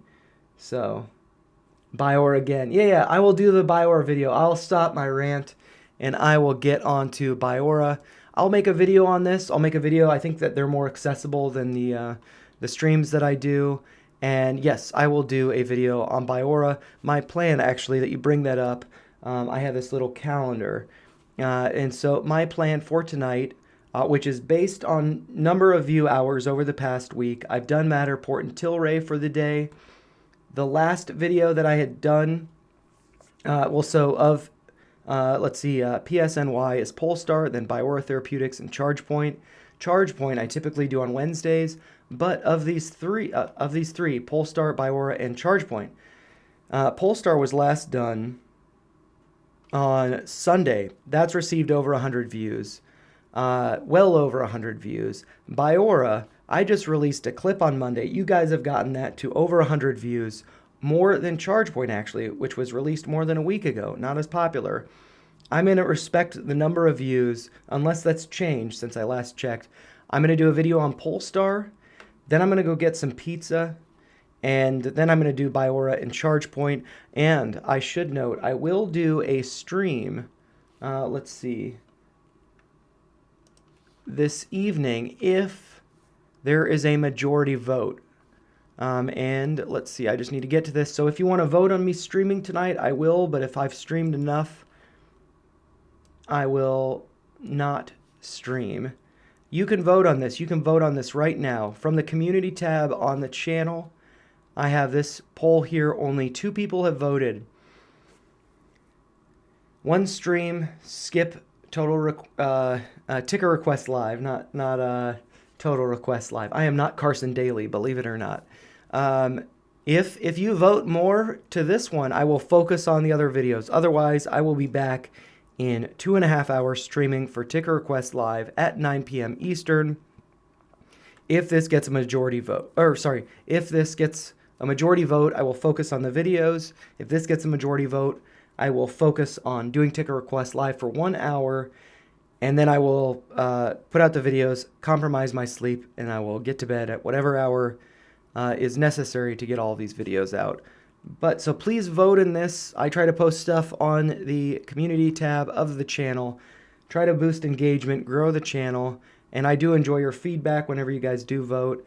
But I promise, before I go to bed, I will have Polestar, Biora, and ChargePoint videos out tonight. And yeah, hero of the day, thank you, Elvia, sorry I mispronounced your name. Thank you for joining. And yeah, so I'm going to sign off. I will post this. I assume that you guys are subscribers, but make sure you like any of the videos that you do enjoy. It helps out with the algorithm. The channel is slowly growing. Just got granted monetization, so I can do supers, whether that's chat, stickers, stuff like that. But I don't expect anything from you guys. What I am hoping for, what I'm looking forward to, is I need about 800 more view hours, which should happen in the next couple weeks, and then I will be able to start making money from ads, and then I'll be able to start putting more focus into the channel. Eventually, I want to be doing this full time. I don't want to be going to my job. I don't like my job. I like doing this, and so if it can be sustainable, that's what I'll focus on. But yeah, I will definitely be doing a video on Biora and give a concise perspective on what's going on here. But basically, I do see that we will possibly be coming down to retest this downtrend. And I do think that we will have another attempt at $2, but ultimately, I think that will result in a double top, coming back, like I said, to this downtrend. But I think that if we close the month above $1, I think that's going to be great for a number of reasons. And so, yeah, I think that this squeeze that we saw here, that was a little bit of fantasy. What we're seeing right now, this is reality. And so, yeah, I've been reading this book by Peter Lynch. I always forget his name. One Up on Wall Street. I'll do a book review on it eventually.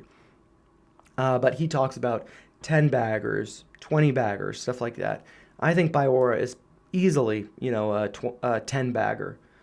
And, it just depends on, how long you want to hold. And I think that this company has great potential. and I'll be putting a video out on it. But I first have to do a Polestar video because they've got earnings tomorrow, and I need to respect that and advertise that. And Ed and I will be streaming that in the morning, although I will have to part ways to go to the dentist. But Ed will stick around, and that stream will end whenever I get back from the dentist. But yeah, thank you so much for hanging out. This is really fun. I love the stock. I love the community. I love making these videos. Thank you so much for your support. It means so much. It's a lot of fun. Cheers to you guys. Cheers to the retail community. Cheers to us making a mark on Wall Street and, changing the game. I think that we're doing it. But in that process, people are going to phase in and out, whether that's Roaring Kitty, whether that's Trey's Trades, any of those people that we followed and learned from. We are changing the game, believe it or not. And it's just being suppressed, and we're going to be here, we're going to hold, and we're going to be here for the win. So cheers to you guys, and I'm going to get to making those videos by the time I go to bed, so don't worry about that. They'll be there in the morning, I guess, so don't wait up for me, but they'll be there in the morning with your morning coffee. All right, cheers, guys. I'll see you maybe at 9 p.m. Eastern tonight for the stream. If you do vote in that poll, if you don't vote in the poll, I'll forget about it. Elvia, I agree with you. I hope I can do this full time as well. We'll see. It's, this type of thing is, like exponential growth, growing a community like this. So I think it's going to go faster than I expect. It has already gone faster than I expect.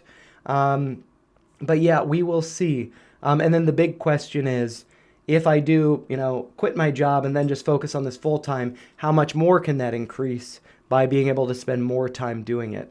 And so, yeah, whether that's live streaming or just doing technical analysis videos on charts, this stuff is so fun. I love it. And the community is great. And it's all about retail, making some money, and learning in the process. So I think it's great. But yeah, thank you so much for joining. And I'll have those videos out to you guys before your morning coffees. I promise that. And maybe I'll be streaming at 9 p.m. though. Definitely Sundays, 9 p.m. This coming Sunday. That is, I guess, March 3rd, 9 p.m. Eastern. Should be a lot of fun. Always get good requests, whether there's squeeze plays or, just going over the charts like I normally do in the videos. A lot of fun. Thank you so much for joining. I will see you guys later. Have a great rest of your Wednesday. Happy hump day. And I will